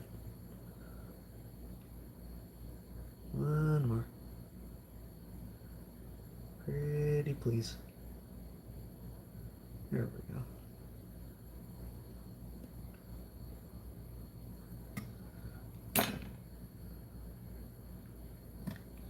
Oh, damn it.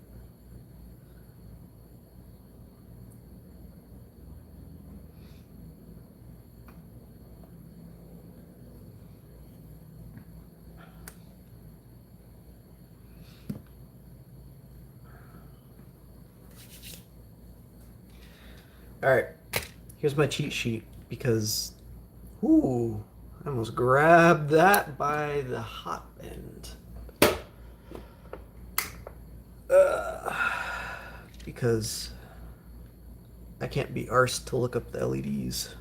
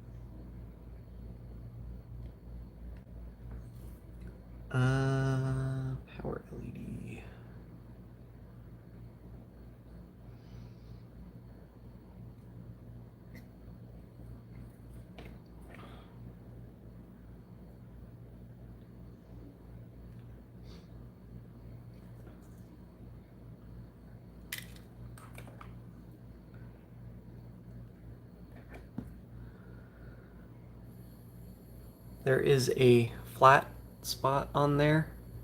If you look closely, line up the flat spot with where the flat spot is on the board. The board, maybe. There we go. And then we'll just cheese it with flux.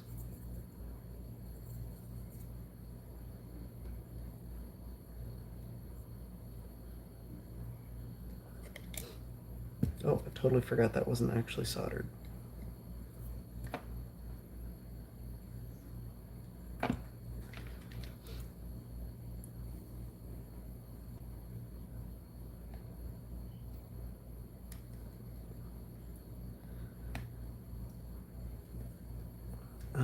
What else? This thing. Don't solder that to the wrong side, which is one of the reasons why I have my cheat sheet. This thing. Because that's such a stupid easy mistake to make.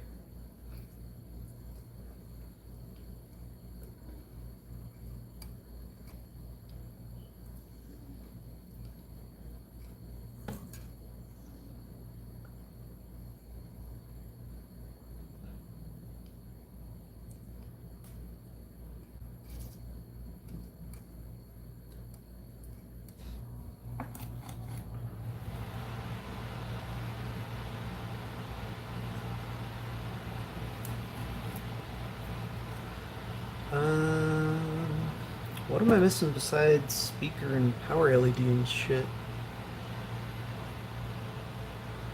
I'm a little concerned with this thing. At a glance, it looks totally fine.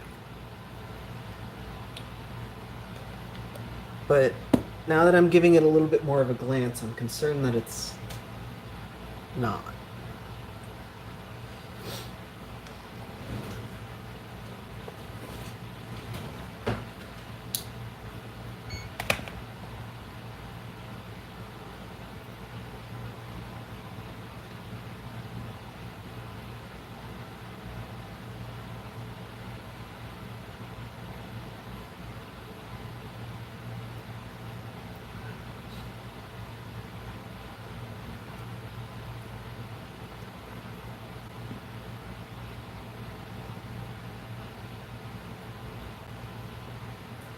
Yeah, I don't remember the pinout for this thing, but I'm not getting any voltage on it. So, just replace it.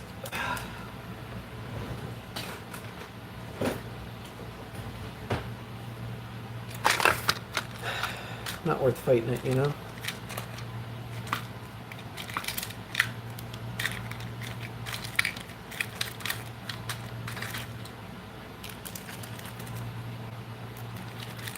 Oh ho ho, just kidding. We're not replacing it because I don't have another one. Bug.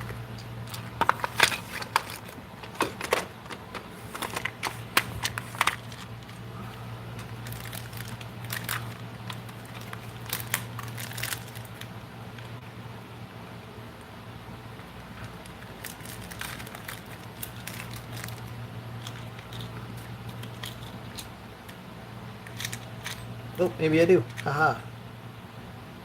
That one looks a lot better.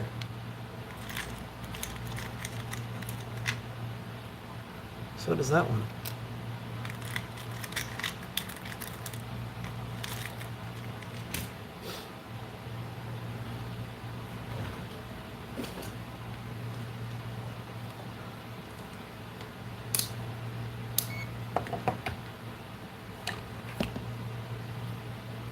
Oh my god, what am I even doing? Okay.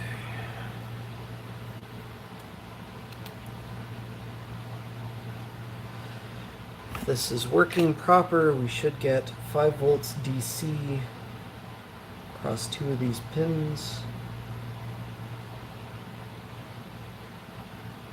It's not 5 volts DC, but I'm totally forgetting the pin out, so it could be on me.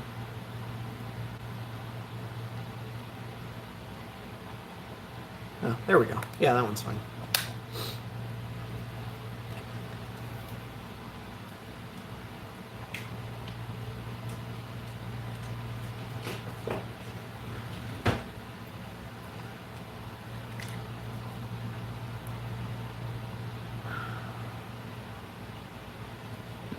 Why did I flip this? That's not how this works. I gotta solder from... Oh no! Dropped it. Do one at a time.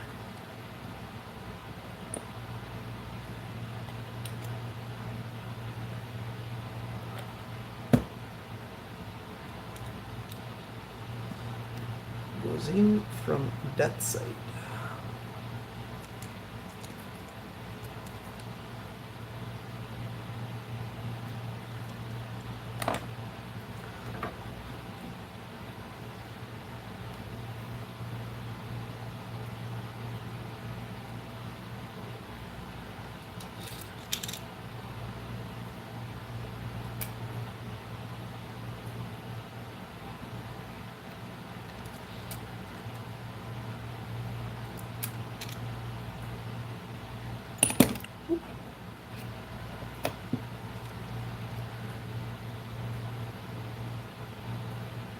If only I had several of these clamps so that I could prevent something like that from happening. It's a shame I don't.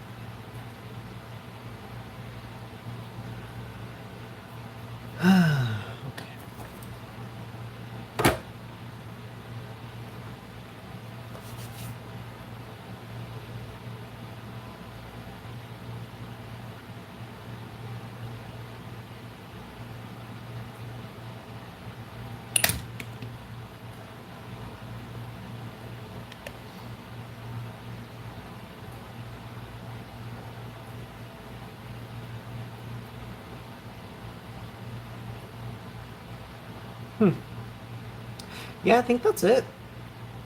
I think we're good to go.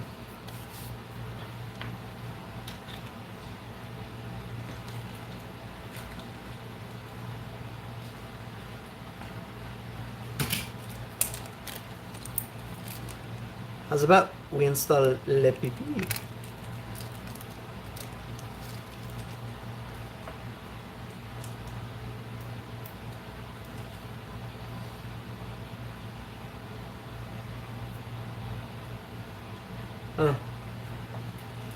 I'm gonna save this for later because I don't have the rechargeable battery for it. I'm just gonna stick with this for now.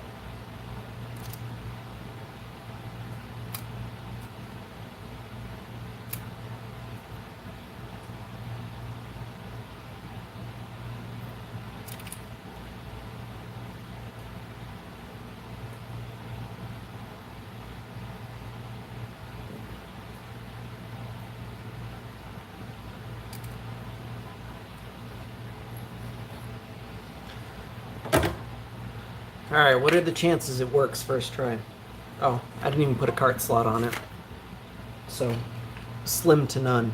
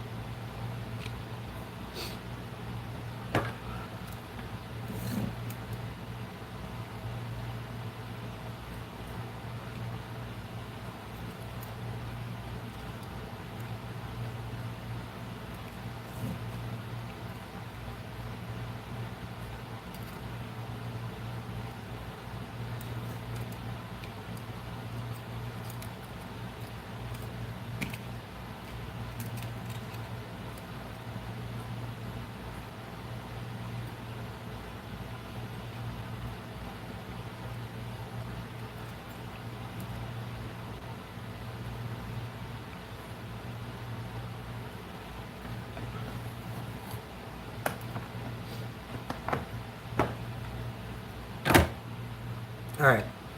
Now what are the chances it works first try without even cleaning up the flux? Oh, that is crusty. Never mind. I'm not inserting that into that. We're gonna clean this first. I don't see any... Oop, should have left that on. I don't see anything that needs touching up. Just kidding. I definitely see at least one thing that needs touching up.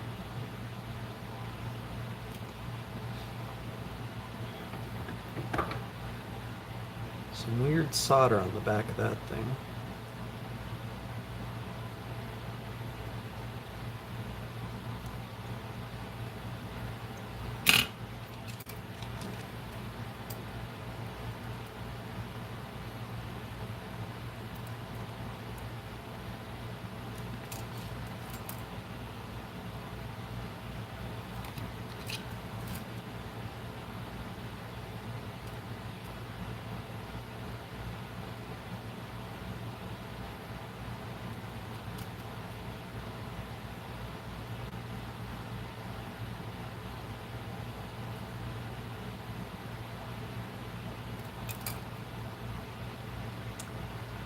Got some crooked capacitors. I'm sorry, that's a resistor.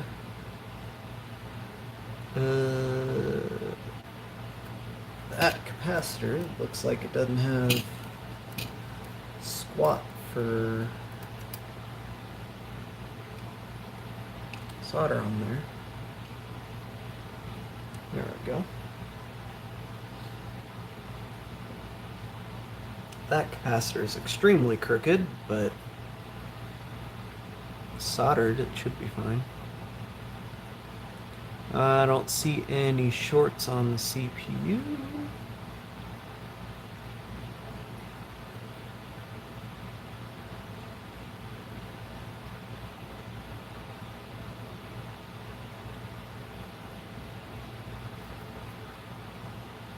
Definitely should have touched that up before putting the cart slot in.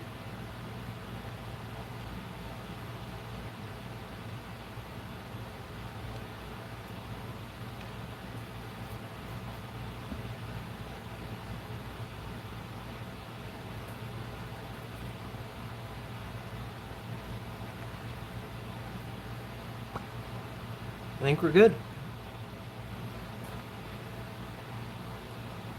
I'm sure there's something I've missed, but we'll find out. Alright, now we're going to take like a 5 or so minute break. I'm going to go stick this in the ultrasonic cleaner. Not that this has come up before, but I don't know. People are weird, just in case.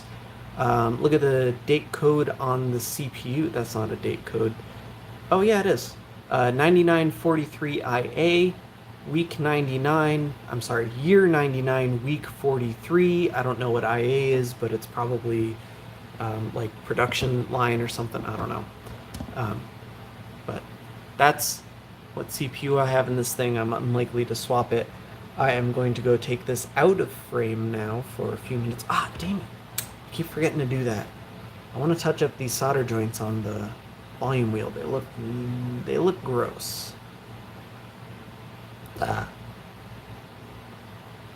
otherwise, I'm gonna go stick this thing in the ultrasonic because it is gross. Damn it.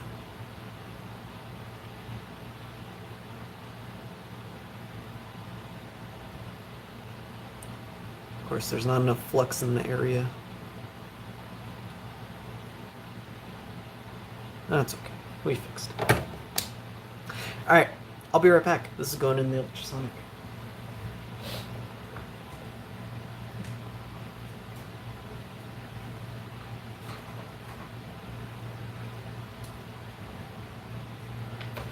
So, because the cleaning fluid is exceptionally expensive, and because I also have to dilute it with distilled water, this is how I've been doing this. Just stick it in a little baggie.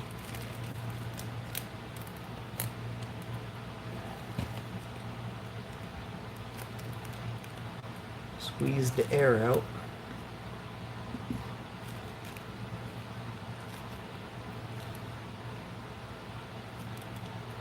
and then stick this whole bag in the ultrasonic.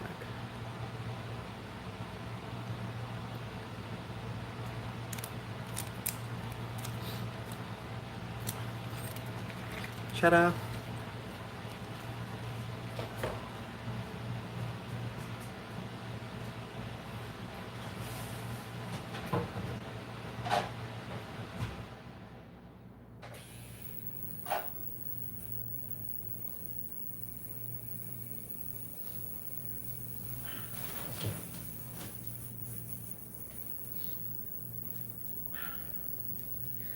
This is the cleaner that I've been using in the ultrasonic. It works really well, I think, but it's a little pricey.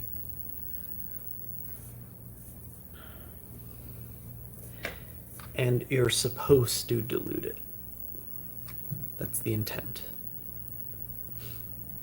Anyway, I'm gonna let that run. I'm gonna use the restroom. I'll leave the stream up, but I'll be back in a few minutes.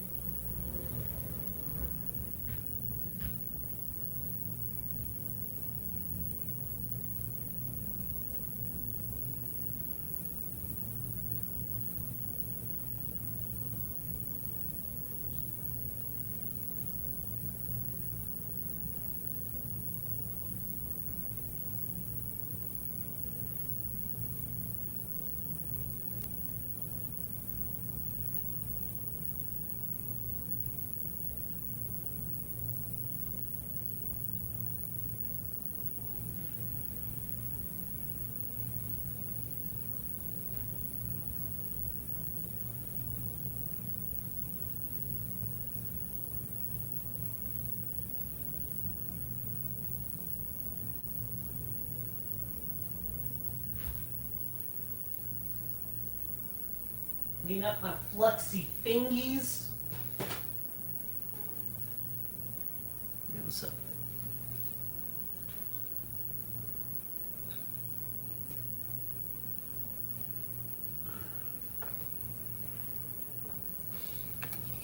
It's a shame we can't reuse these battery terminals, you know? It's like the only... Oh, God. I gotta clean that, I guess. Or I could just throw it out. I suppose I don't really need it.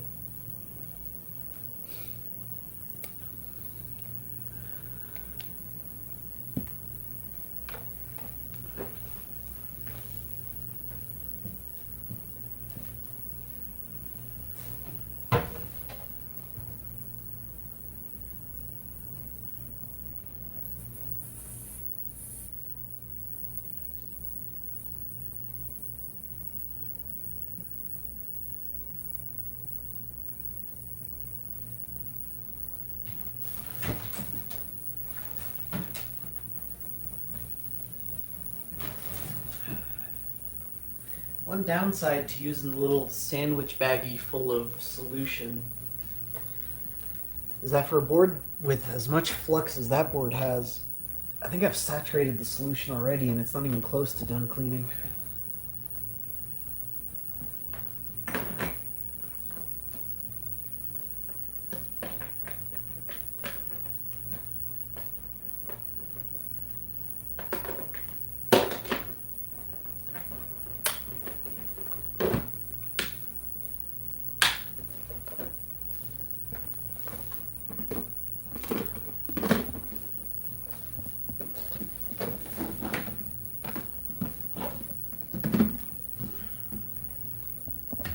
Takes like 15 minutes too.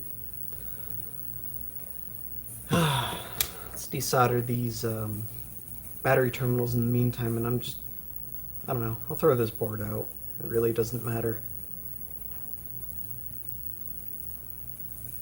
There's zero reason to salvage it.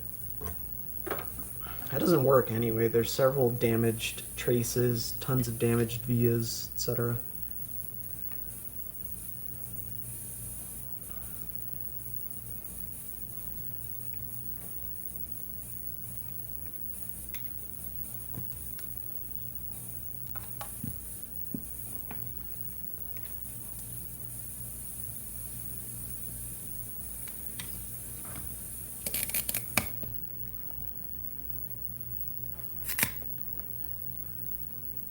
I had no idea you could do that.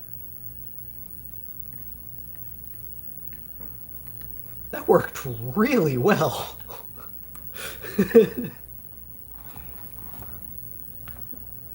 Well, there you go.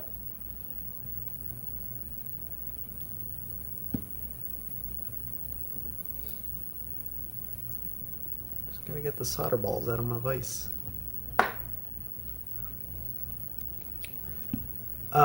I just pressed down with the iron on the battery terminals and they popped right out with zero effort.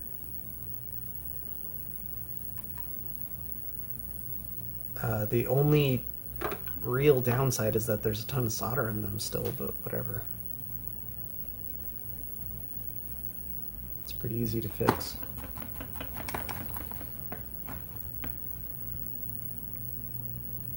I've always struggled getting these things out without damaging something. Might as well save them for another board, you know? They're not in perfect shape, but I can certainly salvage them. Otherwise, this thing has plenty of water damage, and it's not worth cleaning up the flux. I suppose it would be neat to like sand down and mount, but with all the water damage underneath the solder mask, it's not even going to look that good.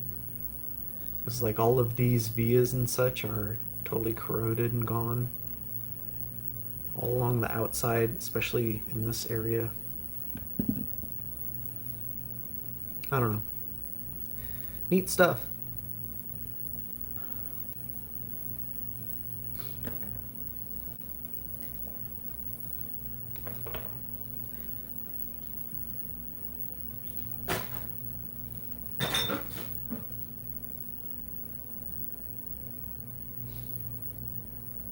Oh yeah. That is not great.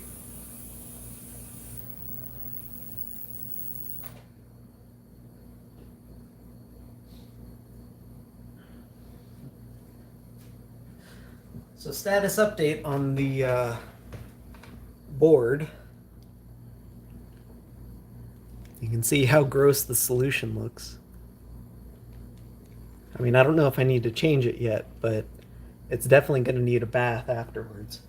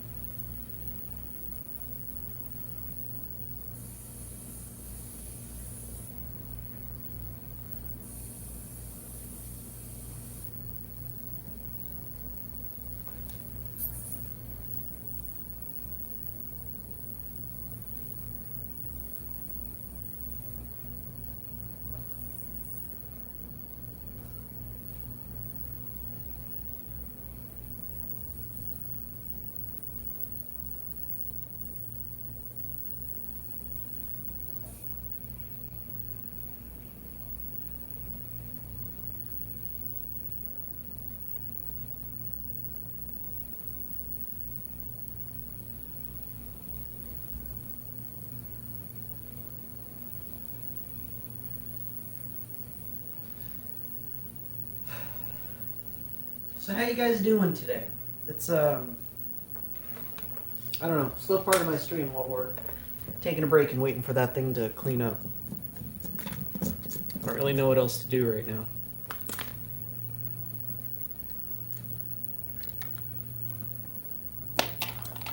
I can't rush that process and Can't really show it either because the ultrasonic is in my kitchen. Which, I bought a house. That means I will have space to put the ultrasonic cleaner in a place where I don't prepare food. It's gonna be great.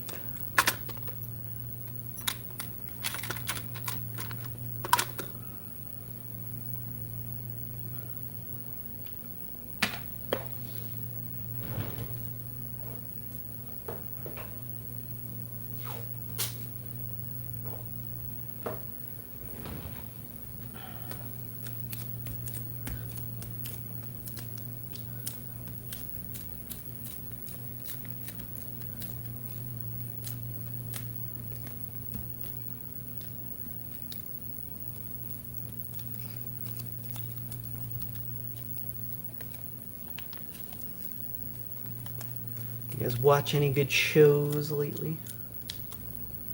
Anime, live action, other?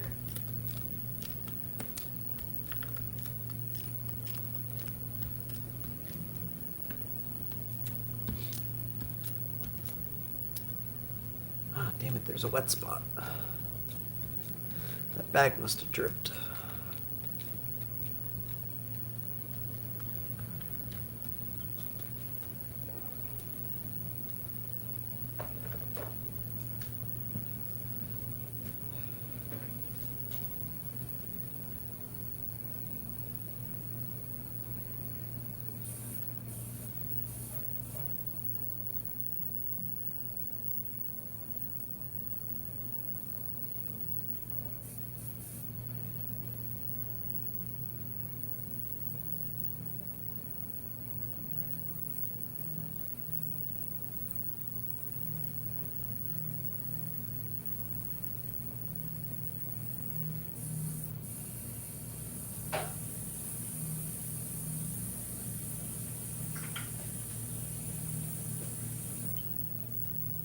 Across the Spider-Verse. I've been meaning to watch that.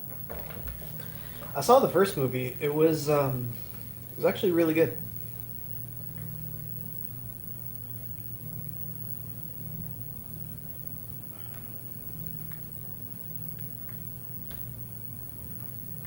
Let's see, what did I just watch?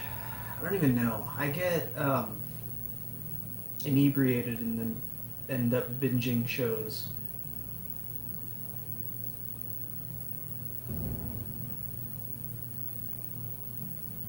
I just finished Psychopaths again. That show was great. Oh yeah, I just started watching the Nier Automata anime. I had no idea that it was unfinished. I'm kind of disappointed. It's pretty good otherwise. Ah, To Your Eternity. That's what I just watched. That's what I just finished. Incredible show.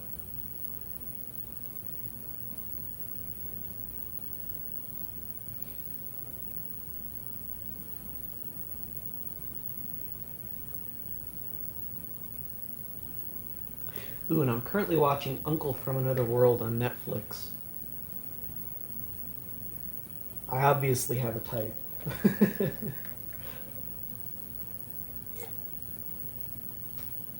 I can't help it though. That show is hilarious. Sorry, just killing time while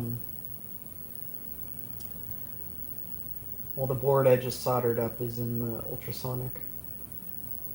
It's very nearly done. It's almost done. I just checked on it. I don't see any more flux coming off the thing, so I'm gonna leave it in there another couple minutes, and it should be pretty good.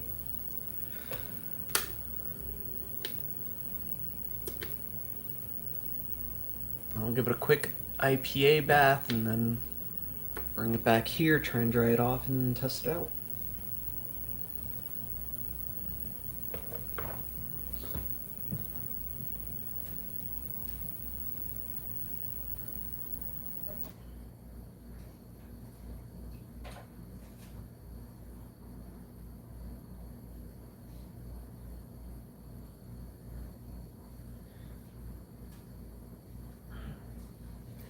Yeah, look at that. That's yucky.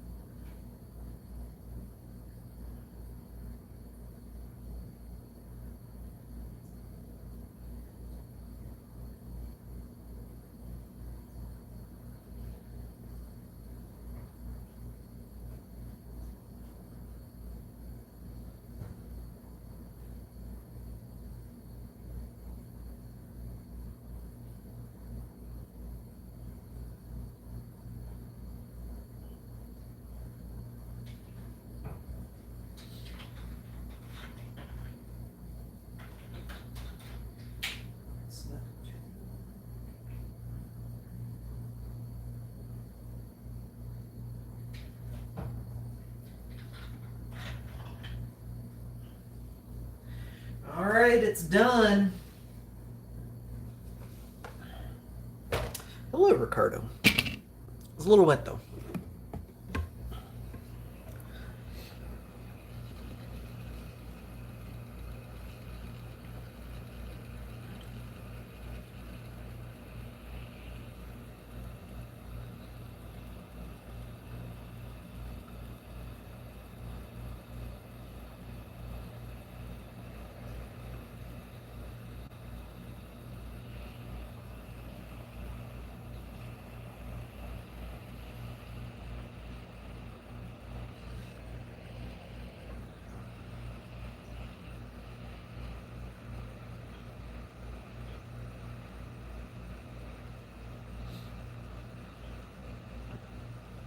Instead of waiting for it to dry, we can cheat a little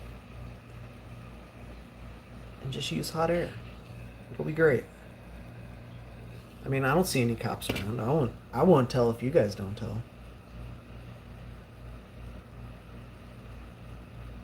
Seriously though, if you have an ultrasonic cleaner and you use it, I recommend letting these things dry naturally. Give them at least a few hours, if not a few days. If you have a reflow oven, set it to like 80°C and just drop this thing in there for half an hour, and that'll probably take care of everything. But I do not have a reflow oven. Wow, that power board is very crooked. I messed that up, didn't I?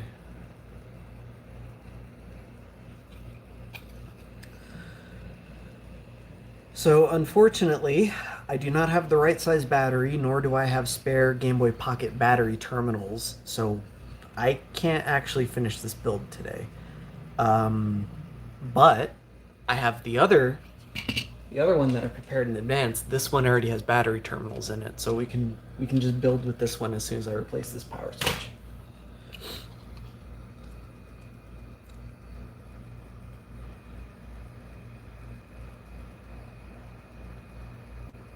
Alright, so clearly it wasn't done, judging by all of the flux still on the volume wheel.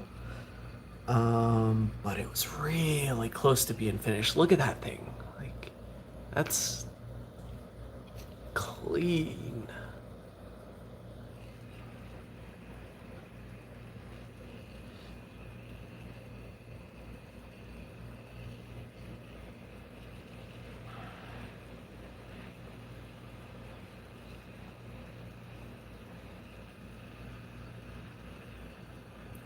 So my hot air station right now is set to 244°C.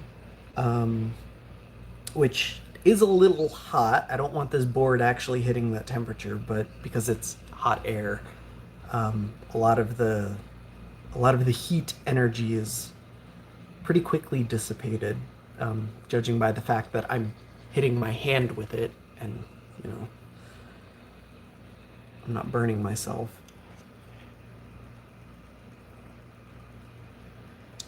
But we want to make sure it is nice and dry before powering it up. Water doesn't hurt electronics unless there's electrons flowing through the circuits.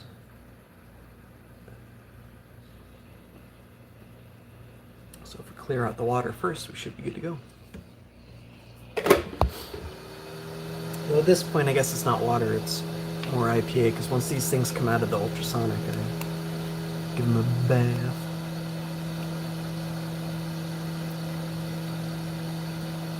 Alright, let's go for broke. I'm gonna dump the EverDrive right in this thing.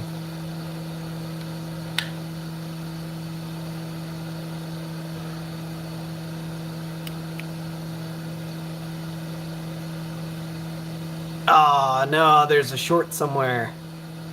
Balls. Alright, let's find that. Let's get it working.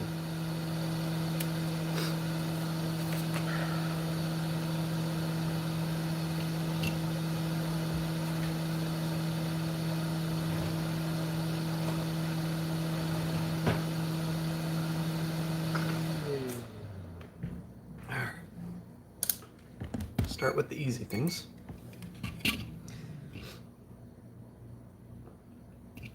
Not a short on that.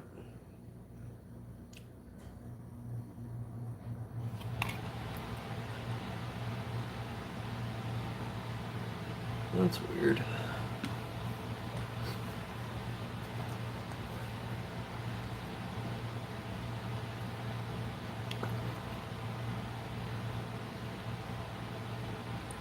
Alright, what are the chances I just installed the diode backwards or something?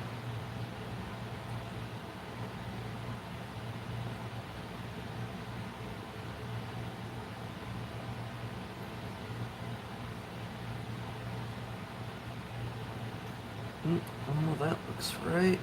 Oh, that looks right. Maybe.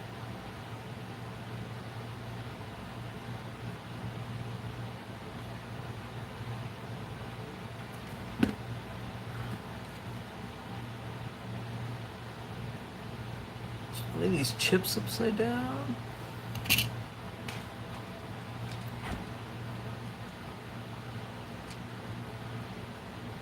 Nope.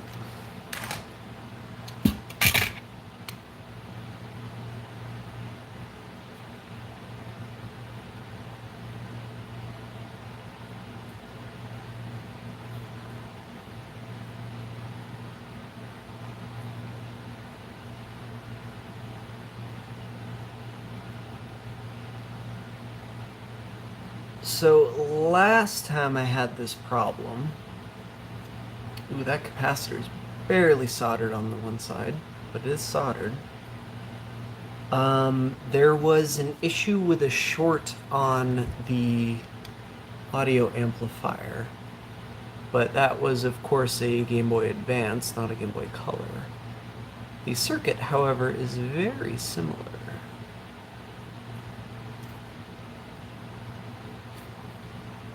No, that's fine, that's fine, that's fine.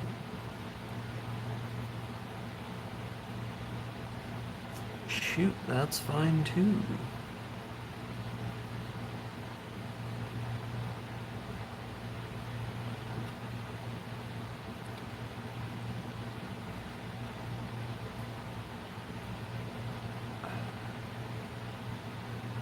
Well, I guess that's just the price you pay with these things sometimes. That's unfortunate. I see a lot of sloppy solder joints, but nothing that would cause issues. Like, there's way too much solder on that capacitor, that side of that capacitor.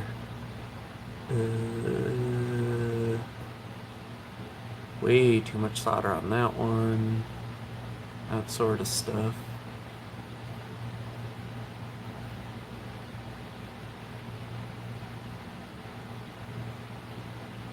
Crooked components everywhere. This resistor, I can stick something under it. That's how bad that is.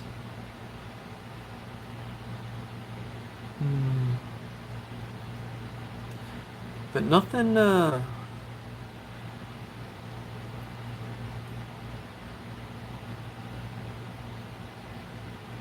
Like, even these legs, some of them look a little bit too high up, but it passes the poke test.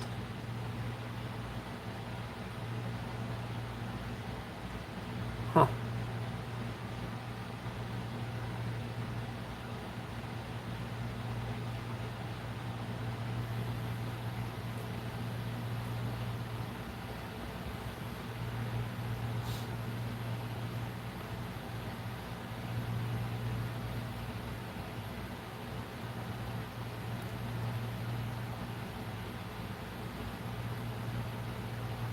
That capacitor is horribly crooked.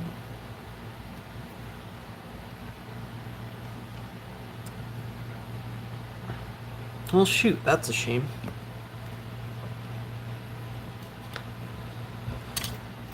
Oh man, what capacitors even was that? I want to say it was in this area.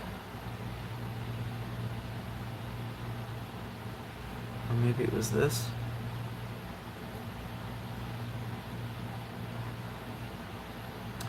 I don't know.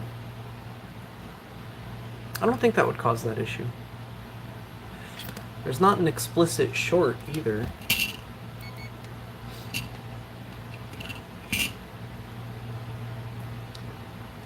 Does this thing have test pads? Yeah, it does. Look at all them test pads. This is a ground.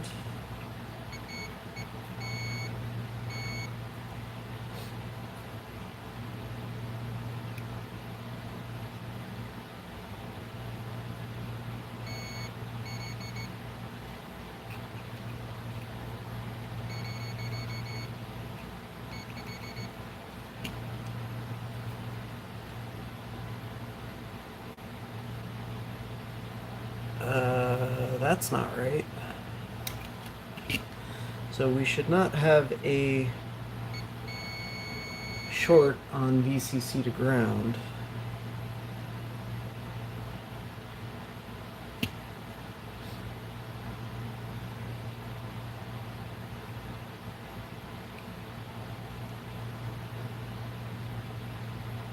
It's the only short, it appears. Use that pin.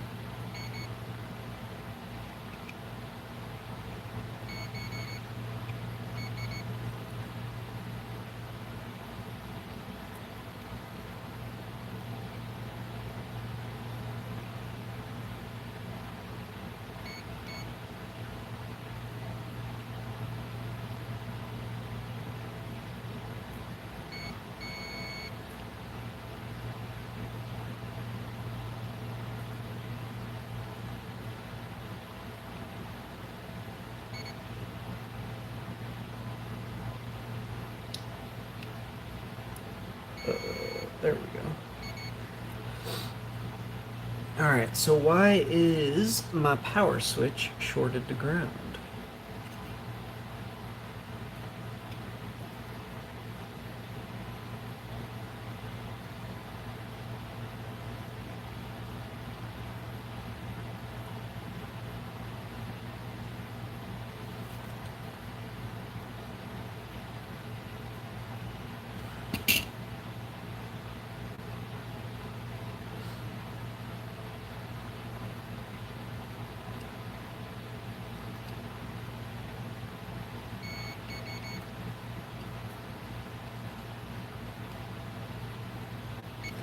Oh, that's interesting.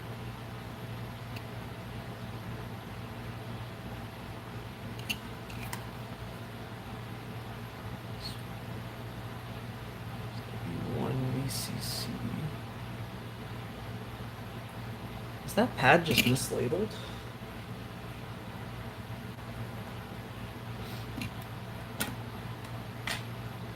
So that genuinely looks like it should be ground. No? Okay, never mind.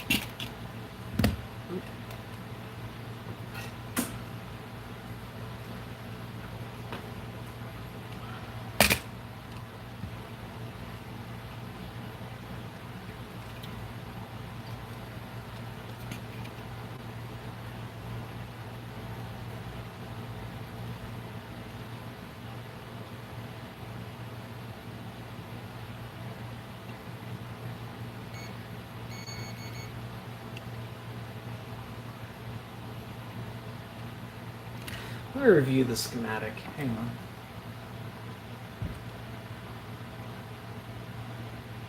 Oh yeah, this is a earlier revision of N64-Freak's Pocket Color board.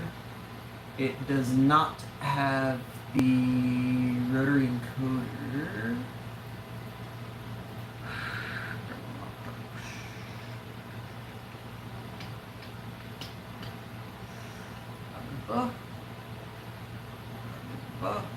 CGB. There we go.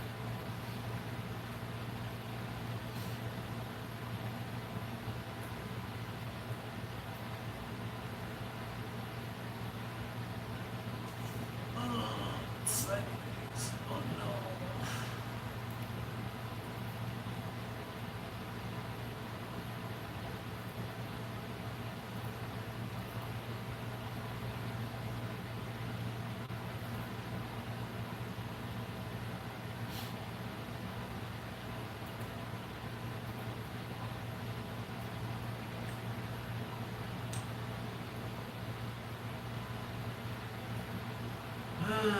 Where is my power switch? Should be right there. S1, SW1 VCC should be connected up to pad 3. So what's weird is it's not shorting on this side, but it is shorting on this side. I don't get that.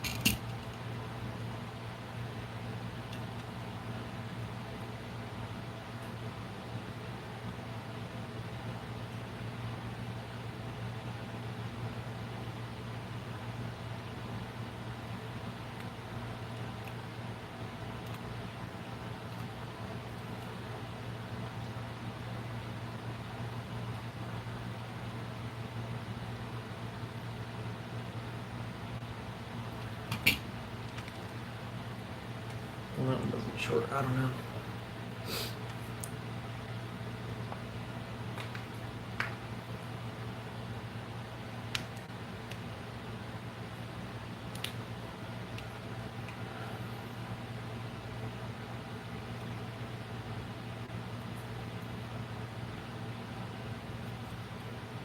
I guarantee you it's a solder ball somewhere there shouldn't be a solder ball.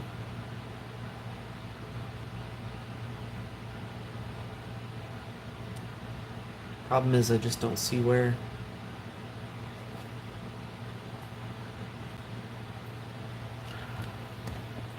It's like it's clearly not this.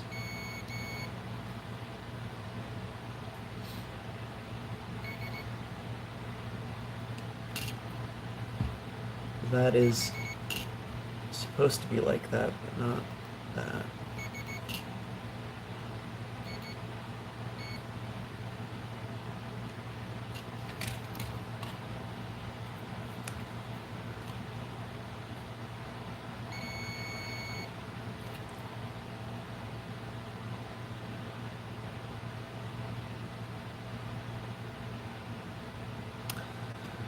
Alright, so I guess the next step is to start pulling things off until it works. But I kind of don't want to do that.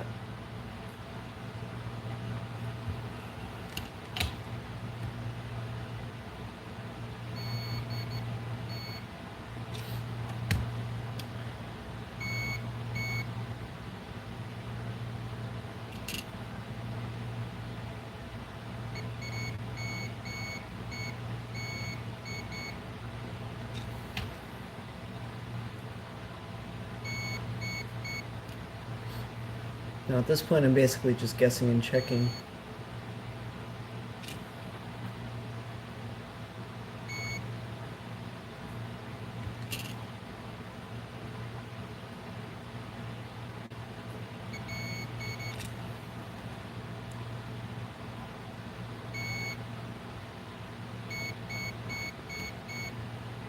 Really?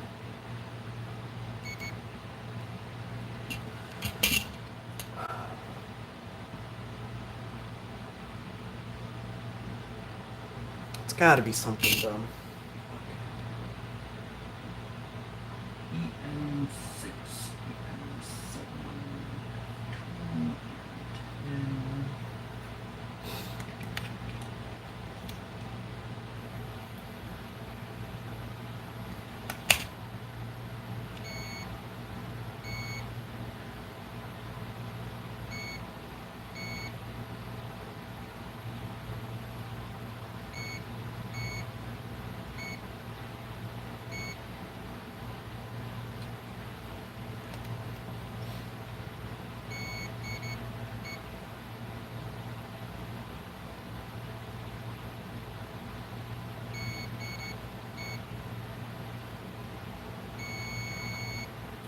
Really?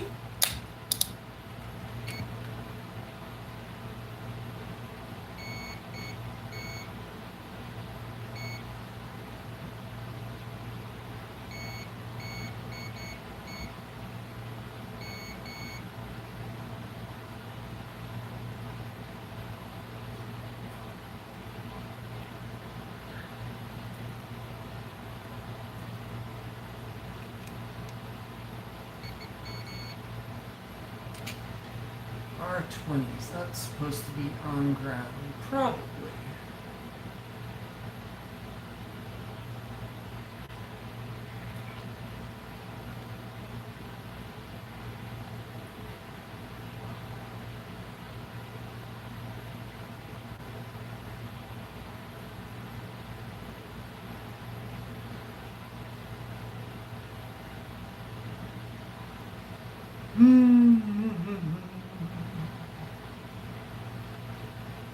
Yeah, I don't know.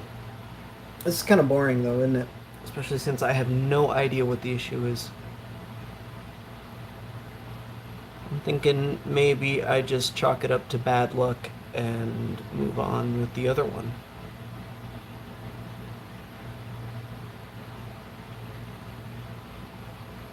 Maybe I need to put it under the microscope. Because there's no shorts on that. There's no shorts on that. No shorts on that. No shorts on the bottom. No shorts on the right. No shorts on that. No shorts on that. No shorts here. No shorts there. It's... Battery terminals aren't shorted together. I don't know. That's wild. It's just the power input that's shorted.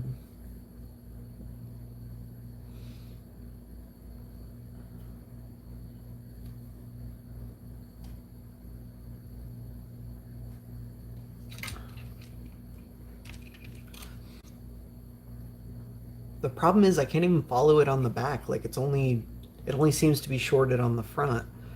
Like SW1 VCC, if I hold my probe up to that pad, if I can even manage this, there we go. It should be connected to pin 3, but it's not.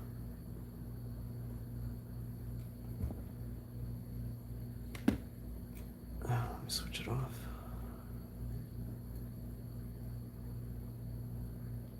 Yeah. Not connected. Whereas if I take this other board,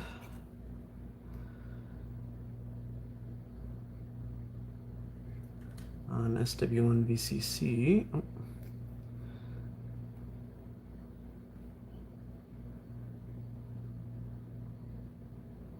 Oh, that's not connected either. How very interesting. Why is that different from my schematic then?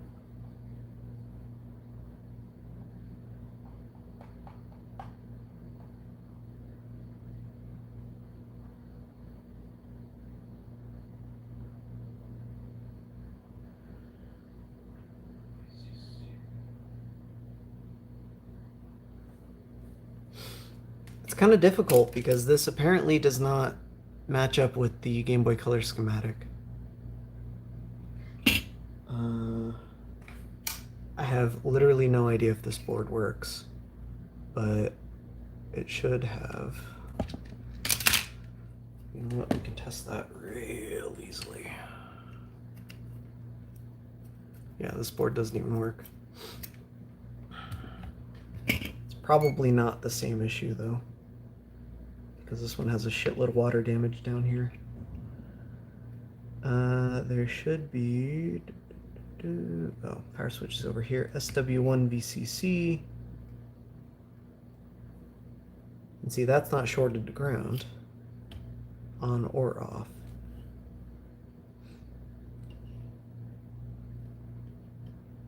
Which makes sense.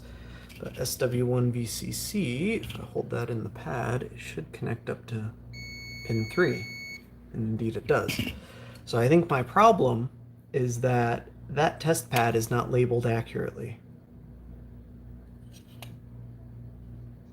I don't know what that's supposed to be, but it's not supposed to be ground.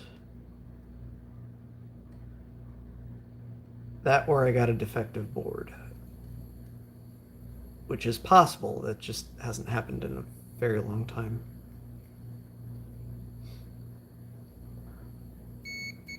I can see it's shorted to ground. But then if I try testing pin 3, it's not shorted to that. So I don't know what this is connected to. I don't know what this is supposed to be. I'm thinking that's mislabeled though.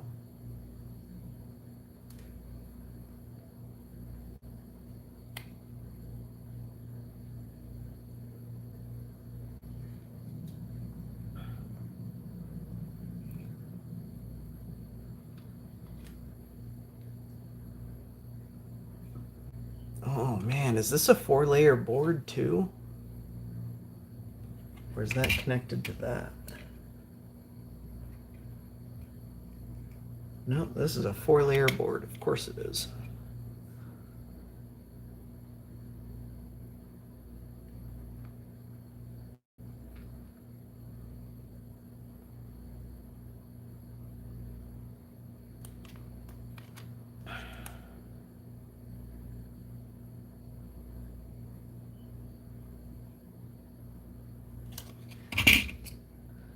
See, on this one, touch BCC.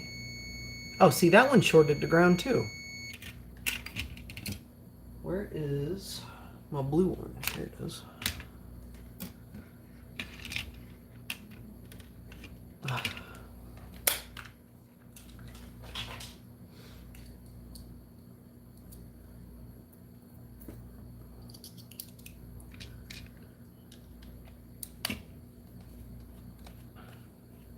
I mean, whatever. We'll just pretend this is the one that I soldered together. It's not. I mean, I did solder it together, just not today.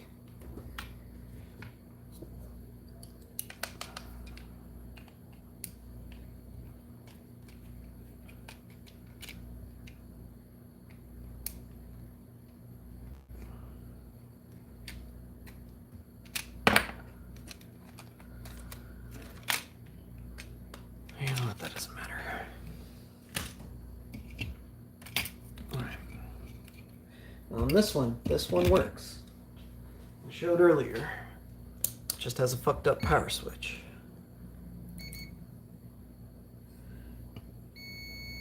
Oh, see, that's supposed to be shorted, so I'm chasing down a bad lead.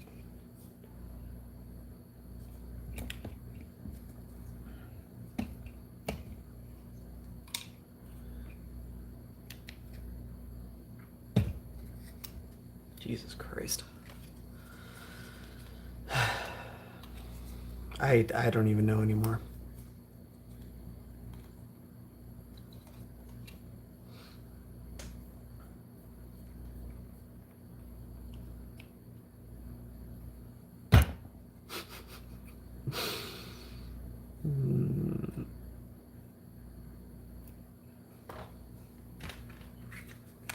just doesn't work with my EverDrive. That's the problem.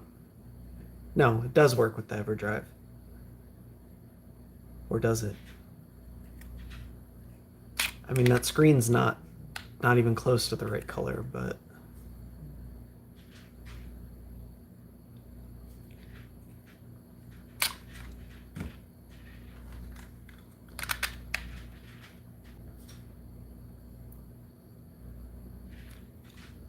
I don't know. Something's up with this, but I don't know what it is.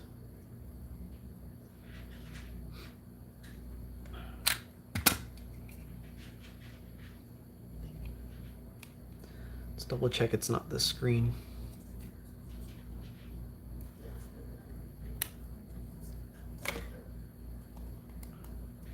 Is that another one? No, that's just the ones.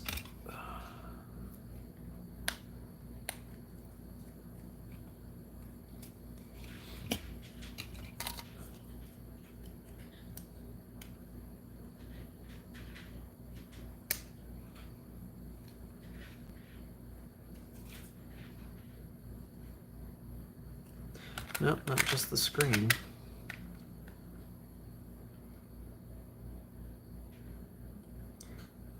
But now it's getting stuck on the Game Boy screen, which indicates to me that there's a short on one of the address lines.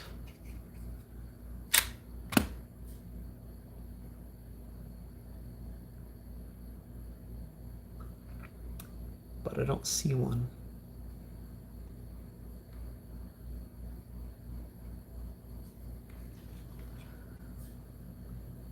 It's entirely possible, like I said, I didn't start with a working Game Boy, so it's entirely possible that this isn't my fault. Yeah, but because it's not working with any game I try plugging in, and it reads the boot sector, but that's about it.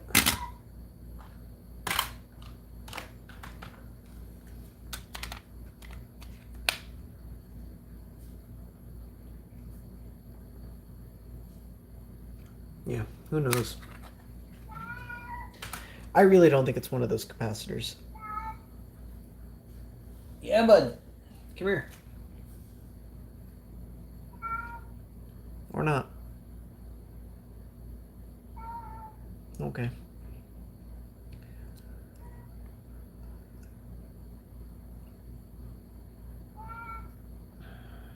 Maybe one of the CPU legs or RAM legs isn't soldered up properly. Never actually did the Yep.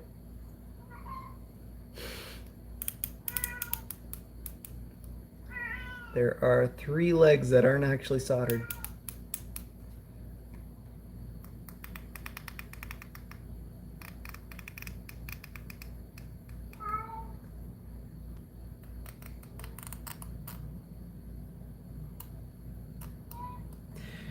Alright, that's fucking weird, man.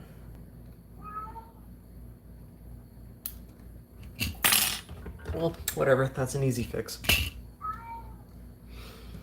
If you say so. Okay. Shit, which 3 legs was it? It's probably these crooked ones, huh? Ones that I just bent.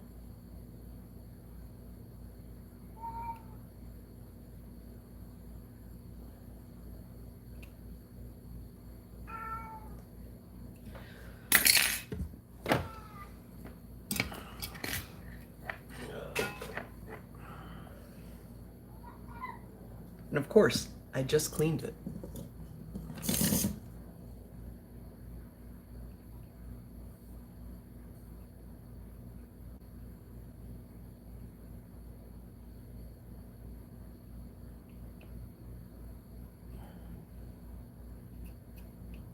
Come on. No. I don't want to clean it again. But I'm gonna have to.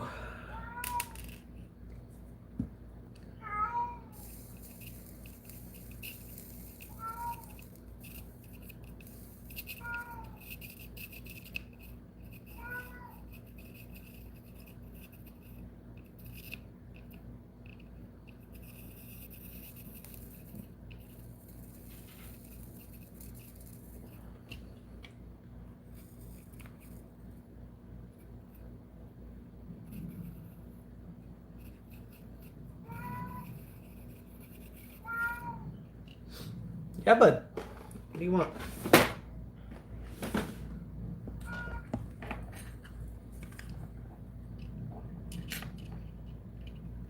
Okay.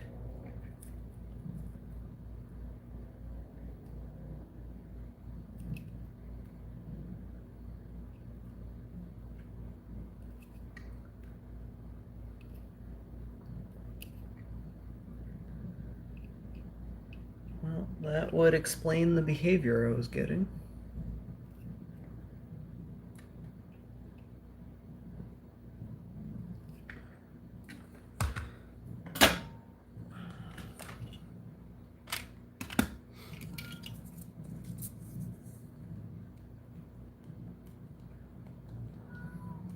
And the screen.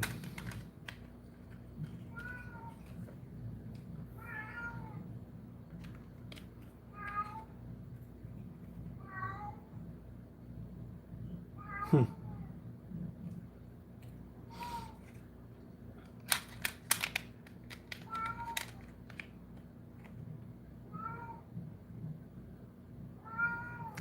Yeah, but there's more floating legs. What? What? Okay.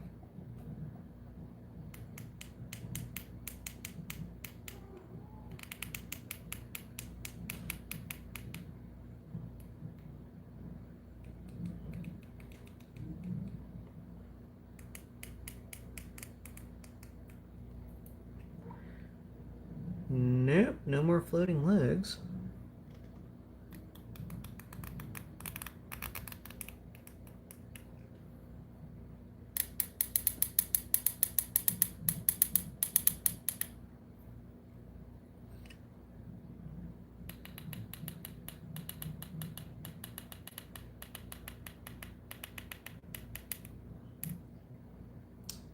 Oh, wait, is that a floating leg?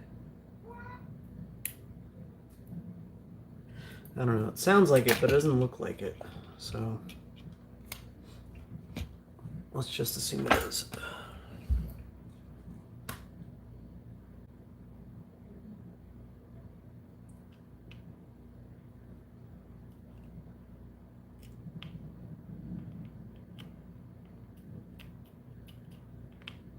Oh, I fucked up.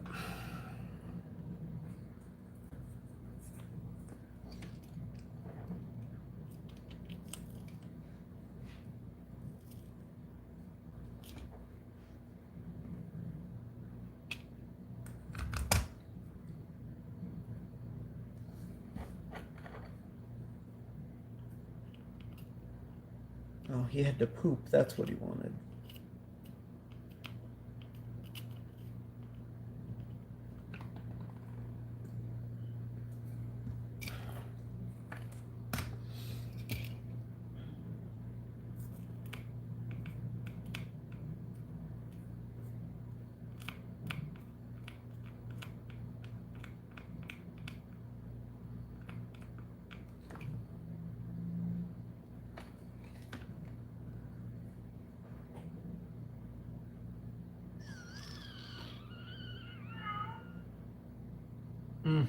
I don't know. I'm tempted to douse it in flux and just hit it with hot air and see what happens. And then go through the cleaning process again. See, that color looks right.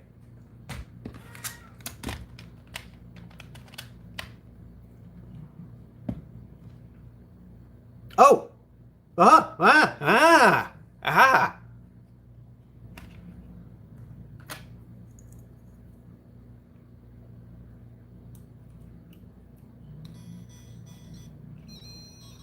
Huh?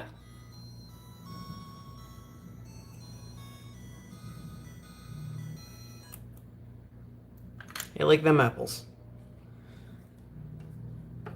Not as dumb as I thought I was.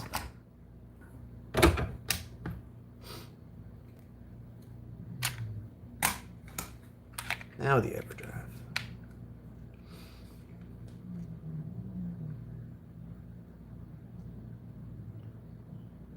Huh? Ah! It was that leg that I thought was not floating but still sounded funny.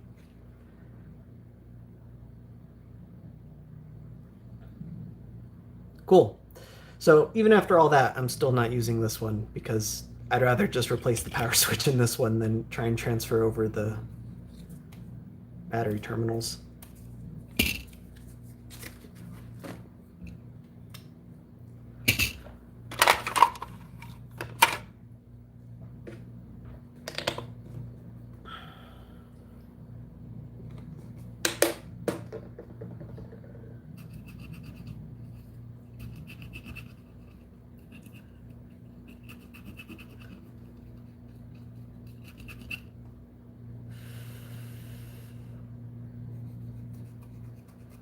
Okay, so I was chasing a red herring. There were like 3 separate problems.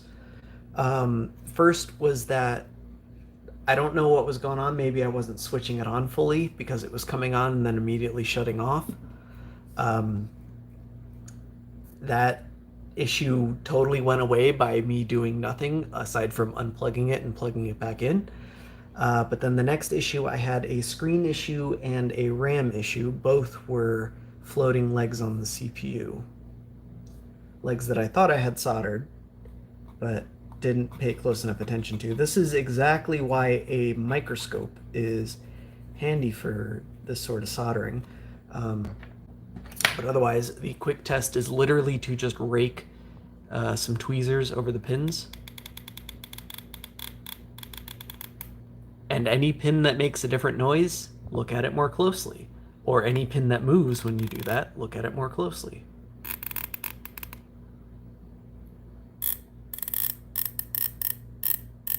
But they're all good. Now. Whew. All right.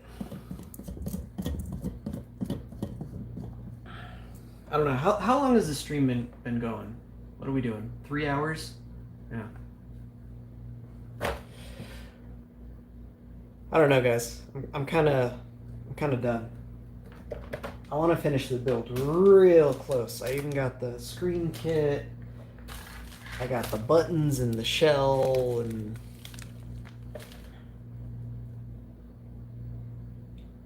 I don't know. Let me finish my beer.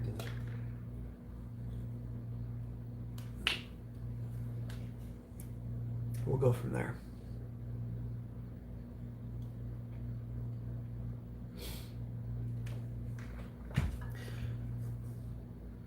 It's funny because this one that I soldered up beforehand, you see this one's a CPU CGB-D, the one I did, 9943IA, it works, you saw that. But this one had really bent pins, and you can see that some of them are still on crooked, even though every other side is pretty much perfectly aligned, but on this side a lot of them are crooked. I spent like a good hour sitting there trying to straighten these out with tweezers before soldering this on. The specific donor that I used for this Game Boy was a CPU revision 05. This one's an 03. And someone had tried installing an overclock mod and they had no idea what they were doing, and they just totally tore up this area of the board on the donor. I thought it made sense to use the Game Boy for this thing, and so I did. Ah, that's so frustrating. But we got it. We got there in the end. And it barely looks like it's not cleaned up. I gotta clean up all the flux around the CPU now.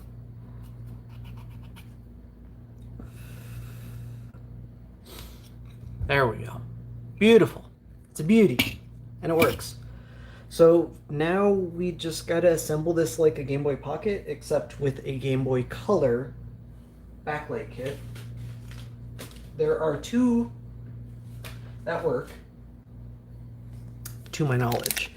The first is one of these Q5 kits. Not the funny playing one, but the 1-chip one specifically. It has to be the 1-chip one. But then you can use the funny playing Q5 ready housings, and then you just assemble it like that. The other option is, I believe, the Cloud Game Store 2.6 inch or 2.45 inch kit, which I did purchase some for this specific nonsense, but like I said, bought a house, packing up to move, no idea where they are. I mean, a jeweler's loop could work, sure, but let me show you what I have. I have very few markings on this thing, aside from the giant microscope text across the front of this thing. But this thing is shockingly competent.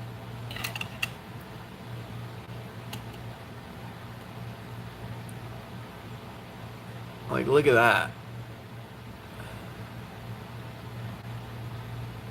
You can see those two pins that I had trouble with.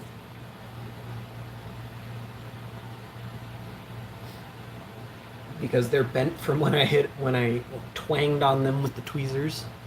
And then there's another pin up here. And then one at the top here. But otherwise it's good. These things, they're inexpensive, but I don't know, man. I think it's worth it if you do this kind of soldering. Oh my god.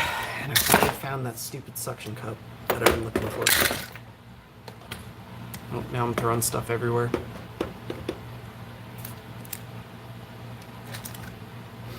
My little desk vise.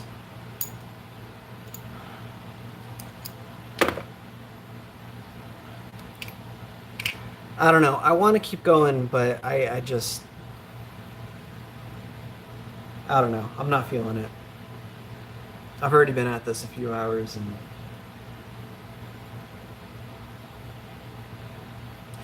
We did the part that matters. I think if I had more battery terminals or the appropriately sized battery for a GVPP install, I think we'd be fine, but I don't know.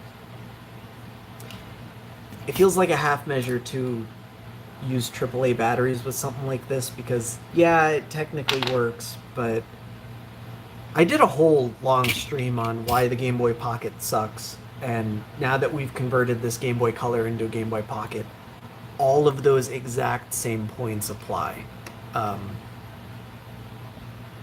AAA batteries just suck. But we're there. I think if you've seen any of my other backlight video installs, you can probably figure out where to go from here. Downside, though... Oh, yeah. I didn't realize this. There aren't handy pads on this specific revision of board. So if you want to solder up, for example, this Q5 kit, you got to use these test pads. And they're going to go, the wires are going to end up under the membrane and they're going to be routing across the front of the thing, and I don't like that. I think that's ugly. And all of these vias are tinted, so you'll have to deface the board just to use them if you want. Because the test pads are just in a genuinely bad spot. I think there's a newer version of this board that's a little bit better.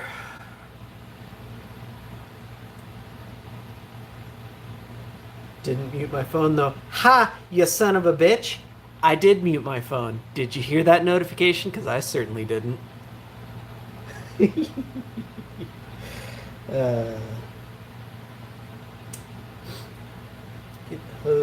N64-Freak. So if we go to N64-Freak's GitHub, We want the pocket color. You can see with his new board, there's just test pads that you can use. But there's also the navigation wheel that you can line up. Go through his Discord. Don't bother trying to follow along on my phone. But I'd recommend that board version. Of course, I bought these before that, so...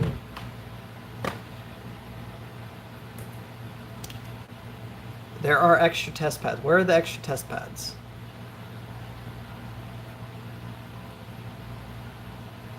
I know it's on the newer version. I don't see it on my version. Because on his version, on the newer version, they're right here, give or take. But on this initial version, I bought these boards right when they came out. I've been sitting on these things for months. I haven't done anything wrong.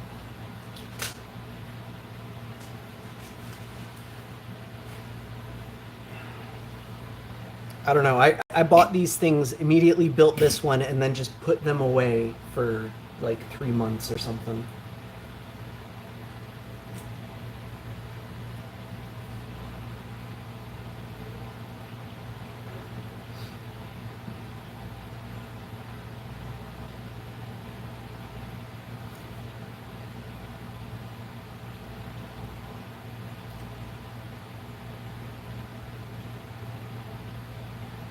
I'm still annoyed that that test pad is mislabeled because that was a total red herring.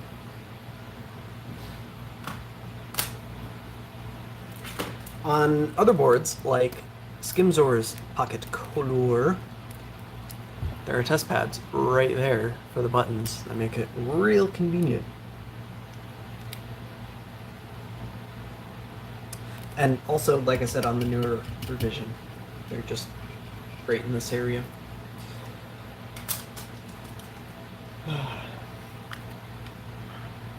But anyway, assuming I had the motivation to finish this, and I quite frankly don't right now, this is what the end result would be.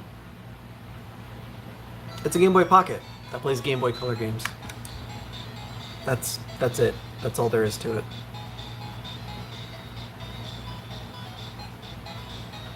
This doesn't do a single thing that a Game Boy Color doesn't already do. The single only benefit is that the Game Boy Pocket is subjectively more aesthetically pleasing. But you can't even, without ordering from Taobao full custom, you can't even get laminated Game Boy Pocket housings. I mean, I made one. It's a thing, but this is a Game Boy Pocket. People didn't seem that interested, so I just kind of sat on that for a year.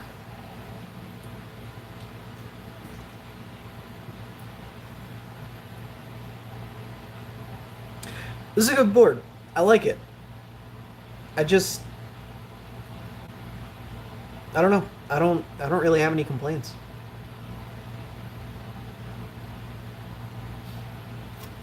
For what it is supposed to do, it certainly delivers. That being said, if you want to get one, get the new version, not the old version.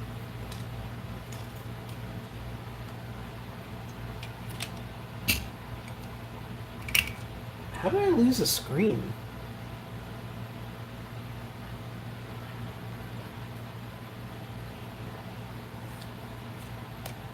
Never mind, I figured it out.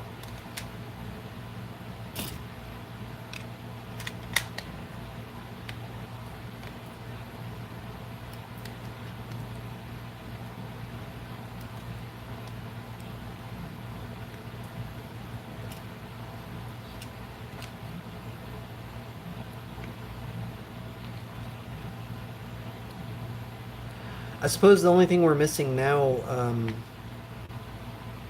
is the speaker. You can just reuse the OEM one. There's zero issues with that. The specific donor that I used didn't have an OEM speaker, so I don't know. Grab one of the Cloud Game Store or the Funny Playing speakers.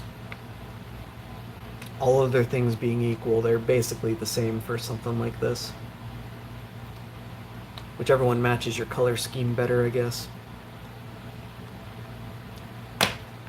The Funny Playing ones come in this color. The Cloud Game Store ones come in many colors. For example.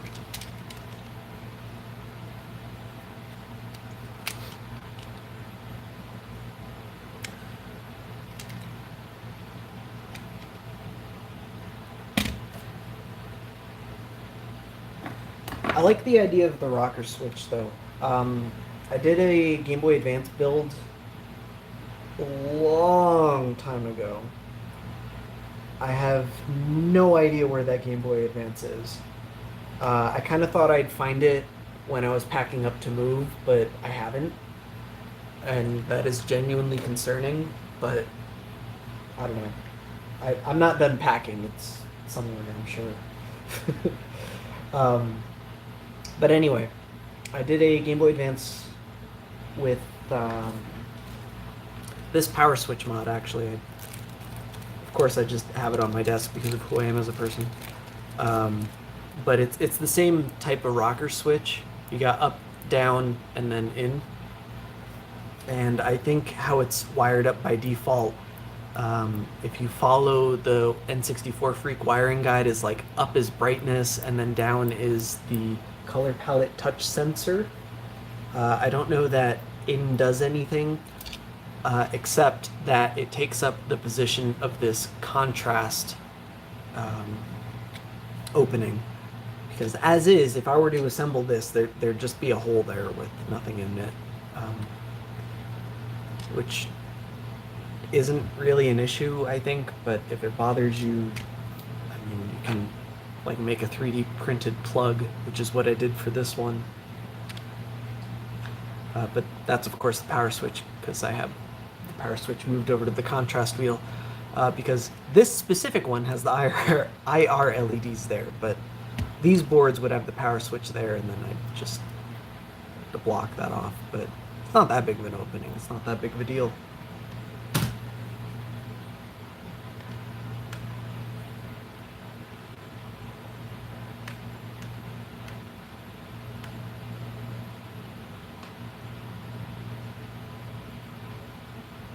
Inverted cloud, genuinely your best option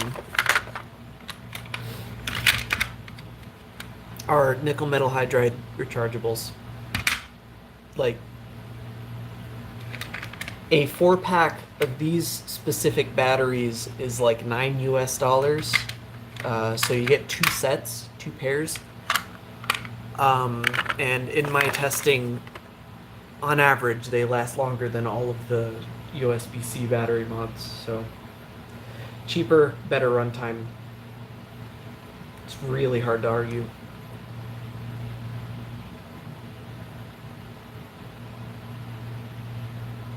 If you don't have an IKEA in the area, though, Eneloop Pros are a good option too.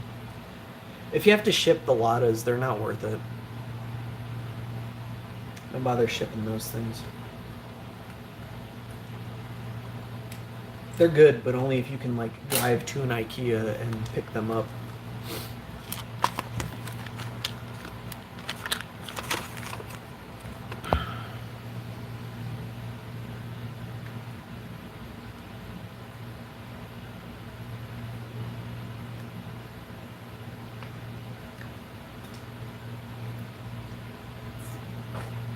Anyway, I am tired, out of motivation, and out of beer, so I think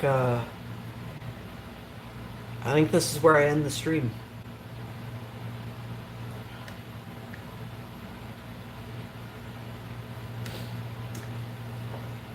I'm sorry that took so long and that I didn't even actually finish the build, but I want to do it right, and I don't have the parts to do it right, so I'd rather just wait until I do.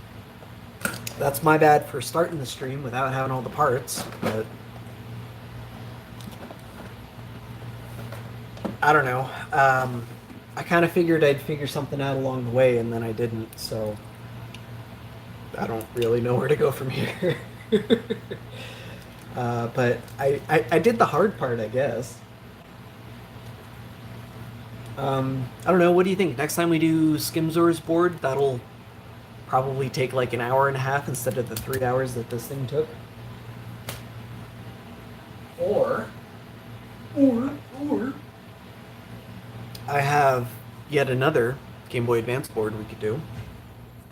I also have another one of those funny playing boards, but that of course is just the CPU. I don't CPU and SRAM. I don't know how good of a stream that would make because it would take like 10 minutes to solder and then it'd take longer to clean the board in the ultrasonic. I don't know. I think I did a video for that anyway. Not a stream, but a video. Ooh, I've also got, this one's gonna be fun. Hang on. I gotta get it.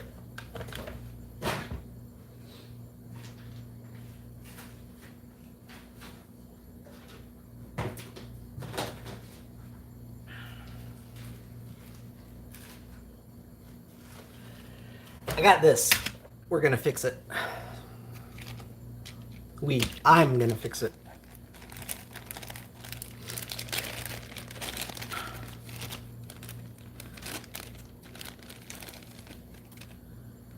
This is the main board for a Game Boy Micro, and unfortunately that ribbon cable is torn off and we're missing the charge port. Charge port's an easy fix. Ribbon cable is not. So these PCBs are actually super, super esoteric. And I genuinely don't even know who to go to make a replacement. Even if I had a schematic for this thing and a board file, because this is, as far as I can tell, this is a 6-layer PCB. 4 or 6, I'm not sure. Probably 6. The top layer and the bottom layer are for sure FR4 material, but 2 of the inner layers are this polyimide material. So it's a mixed material board, which means this ribbon cable, like I can't replace it. It's part of the PCB itself. The PCB is damaged, and unfortunately, a lot of these traces, there's no test pads or pinout for them. They go straight to the CPU. So we're gonna fix it.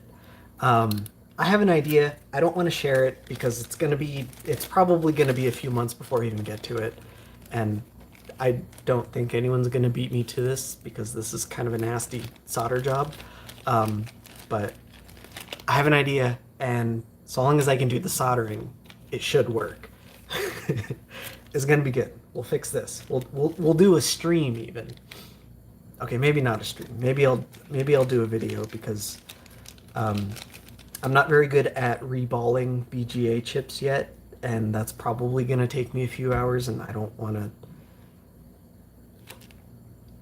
If it takes me a few hours in a video, I just pause the video. If it takes me a few hours in the stream, it means I have a 6-hour stream. So, yeah, but that'll be good. You guys want to see more stupid soldering streams where I build Game Boys out of Game Boys?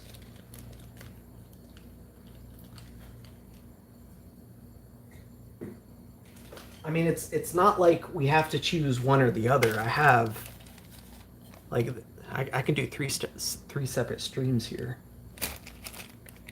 It'll be fine. I'm not gonna do another stream for this because it's gonna be the exact same stream I just did, but hopefully quicker.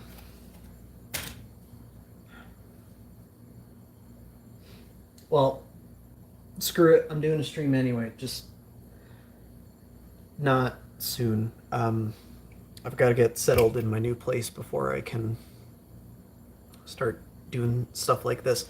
There's probably not going to be an interruption to my upload schedule because I got quite a few things in the backlog anyway. I'm probably just going to publish one video a week for indefinitely at this point. I have enough content to do 2 videos a week, but I haven't actually shot the content yet, so One video a week it is. With mayhaps a stream interrupting the regular schedules. I can't even speak. I swear, this is only my third one? There's a fourth one? This is my third one. But I also had 2 of the Guinnesses. So, okay, maybe. Maybe it's time to call it back.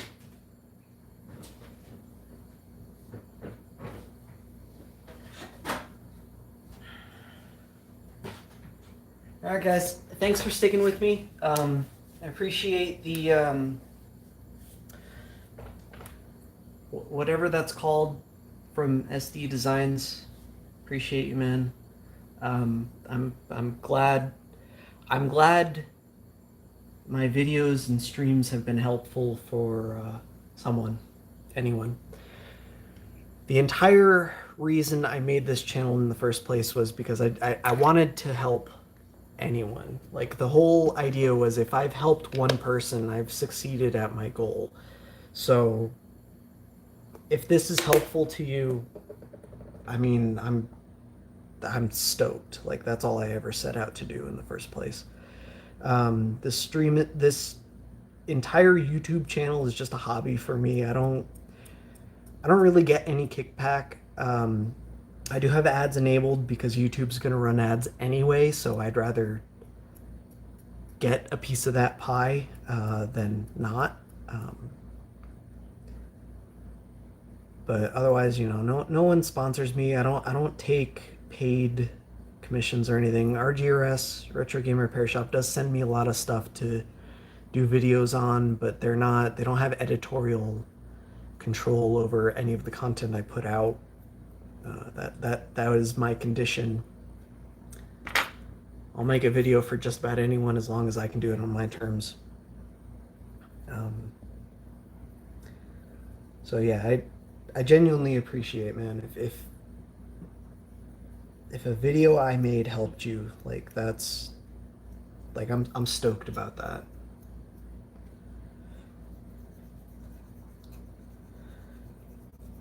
But anyway, I think that's about it. I'm just cleaning up my tweezers now because they're still covered in flux and I totally forgot to clean them earlier. I hate fluxy tweezers.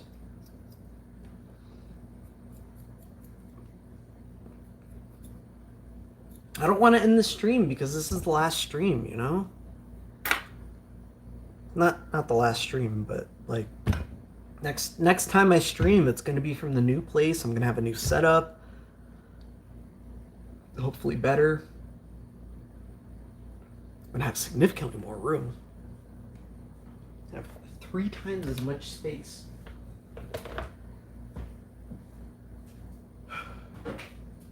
Oh yeah, that was definitely the 5th beer.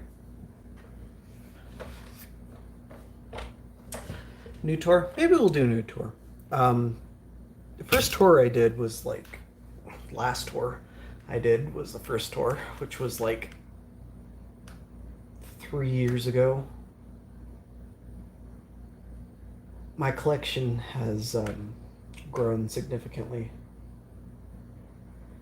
Unfortunately, I think it's time to start purging the collection too. I might start selling off some of the Game Boys.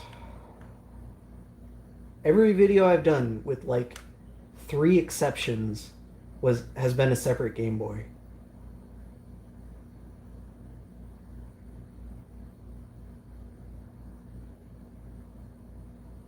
It's getting kind of ridiculous. Oh. No, doesn't matter.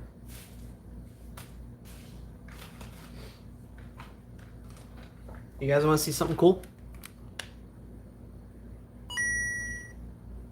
Anyway, that's all I've got. I'll catch you all next time. Wait, how the hell do I end the stream? Oh, there we go. Okay.